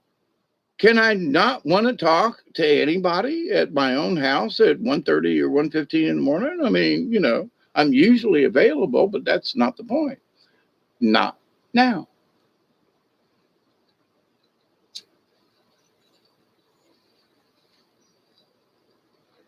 So just because you got a cell phone, or for me, a landline, just because somebody's got your number, and just because you've talked to them at odd times of the day or night, like I have with this particular person I'm thinking of, that normally I would pick up the phone. But if I don't take it personal. Well, I called you 3 times. I know you were burning up my phone. And I was like, shut up. I'm not in the mood to talk. But if I had picked up the phone that 3rd time, I'd go, what the hell? I'm not in the mood to talk. Talk to you later. Bye. And then they would have been pissed about that.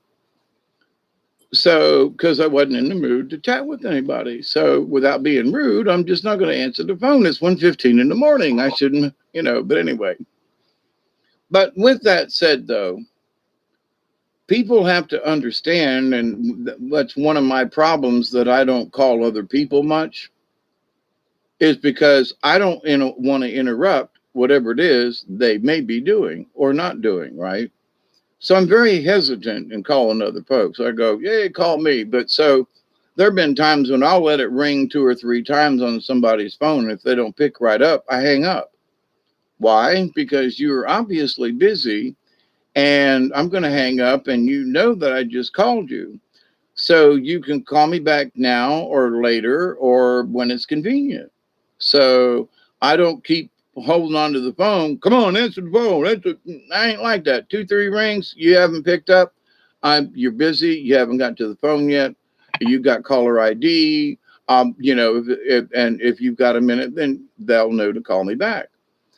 So, but anyway, yeah. Cheers. I'm with y'all. So, and I'm gonna light the cigarette too that I've been wanting to for the last 3 hours.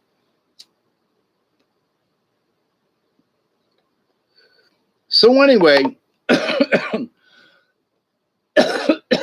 how we interact with other people and how we choose to perceive it, look at it, from our perspective, our uniqueness in the quantum, however you want to phrase it, we do have the choice to whether or not how painful that sacrifice we make is.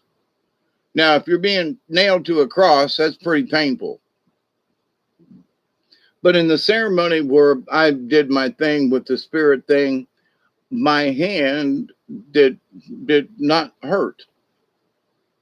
And it didn't get infected, and it was good in 3 days. So that's curious to me, in that sometimes there's something in that spirit level. There's some kind of intervention. I do not understand it, but I'm not going to go around burning myself, but to the point of the ceremony and what was happening, and that it proved to me that in right circumstances, with protection of the spirits, or with the protection, no, with the support of the spirits, that you can be protected even from a burn. And they proved that to me. So I'm like, okay, I get it, y'all. I do. I don't truly understand it, but I get it. I'm following, best I can. I'm a human being. So, but anyway, my dear friends, it's been 3 hours and 7 minutes, and I really do need to get up and walk around. It sounds like bringing in. Oh, is Ian in the house? Hey, how are you? Big scene with the triggering phone of Hawkeye. Yeah, I mean, I have answered the phone at 4 a.m. So, some people, Twin Peaks, yep.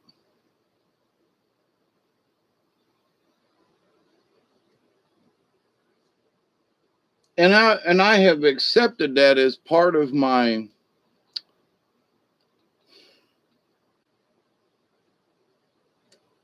job description, I guess you could say. But there are times when, though, that I'm not physically able to have a decent conversation. And, that somebody may need, me to be at the top of my game, and I ain't even close to the ballpark, let alone to the game. You know what I mean? So, but anyway, but I'm getting old and feeble in certain ways, and I have to be careful. But I have made myself available to a lot of people over the years, and I still do. That's why I'm here early in the morning. But and I don't have any qualms about it. I've accepted it as part of my responsibility. And I mean this in a loving way, but it's part of my sacrifice, and that I could be doing something else, but I've decided to be here. So is it truly a sacrifice, like being nailed to a cross? No, that's not the point. But it's the point that, my sacrifice is that I choose to do this versus something else. But you get what I'm talking about. I love hanging out with y'all, sometimes too much. But so anyway, but I got to get out of here, and etc. I love you all. I do. Keep up the good work. consider what your sacrifice is, and is it truly a sacrifice? And if so, are you too emotionally attached to it? Have you made the sacrifice emotionally bigger than what it actually is? Just consider some of these things, and it may make life easier for you. I know by looking at things with a little slightly not point of things, it's like, I have the choice here to whether or not this is going to piss me off for a week, or I'm just going to go, there we go again, and just shrug it off and be done with it. And so learn that. Yeah, I got to watch it again. Yeah, Twin Peaks. Yep. Yep. I'm about 3/4 of the way back, going back through Twin Peaks. So yeah, I was watching it before I went on vacation, and now that I'm back, I got to get back into it. But yeah, me too on Twin Peaks. So I will close with a prayer. I love you all. Cosmic hugs, honestly. Have a great week, as much as and best as you possibly can. But I continue to pray that each and every day, that each and every one of you, your friends, your family, will continue to learn how to accept and receive and to reject those negatives in the universe, but to accept and receive the knowledge, the healing, the wisdom, and the truly many blessings from the universe on the quantum level. We love you, Bob. Thank you. You've been a little unstable, but we love you. And here's some coffee just to, back it up. I know this is at the end of the show, but we love you, Bob. Thank you. I continue to pray that each and every day, every time I put my feet on the floor, me and Duggar walk outside, which is every day, I continue to pray that each and every one of you will continue to learn to accept and receive the knowledge, the healing, the wisdom, and the many blessings from the universe, and that you continue to learn how to reject those negatives that may come at you and your friends and your family, and how you may deal with them. And in that law of three that really is important to me, I continue to pray that each and every day, each and every one of you, your friends, your family, all of your relatives, and all of your relations will continue to learn how to accept and receive the knowledge, the healing, the wisdom, and the many blessings in the quantum for each of us. And that we continue to learn to reject those things which, make us crazy. So thank you, Isby. You're welcome, Michelle. Estee, thank you. Elderberry. Thanks, Hawkeye. You're welcome, Elderberry. I love you all too. Thank you. And just, I don't ask very often, but we're all sacrificing something in this life. And so my parting words are just, don't overthink it, but maybe some of the things that we feel that we have sacrificed so much of ourselves, that maybe it's not as nasty or horrible as it actually as we've made it out to be. Don't make a mountain out of a molehill. You know what I mean? Hey, Amanda, how are you? You be well as well this week coming up. Yeah, you're absolutely welcome, everybody. Thank you for your love and your time. And you keep spreading what you're learning, And I know I bring up subjects that, trick your brain into thinking about stuff. And whether you agree with me or not, the whole process of this is for all of it. Because I'm stimulating my own brain on this and having conversation with myself here and sharing it with y'all because, these are the things that I'm pondering myself after all these years. So, but there are certain things that I absolutely know that does work and will work. So, try and be the idea of being patient or whatever. It works in so many instances. And when you have the confidence of your patience, then any entity or anything that tries to get near you will find that you already have this wonderful aura that they just can't get in without your permission. That's all there is to it. So you don't have to live in fear. You don't have to be scared all the time. You live in confidence that you are who you are, So thank you all. Amanda, Elderberry, David Castle, Michelle, always, always. And if I missed anybody, sorry about that. Until next time, I love you. Thank you, Bob. Ween, everybody. Cheers. Keep up the faith. Honestly, keep up the faith. My sacrifice is also very soothing to listen to you just saying much love. Thank you, ST. Thank you. You know, if it makes sense to you, then my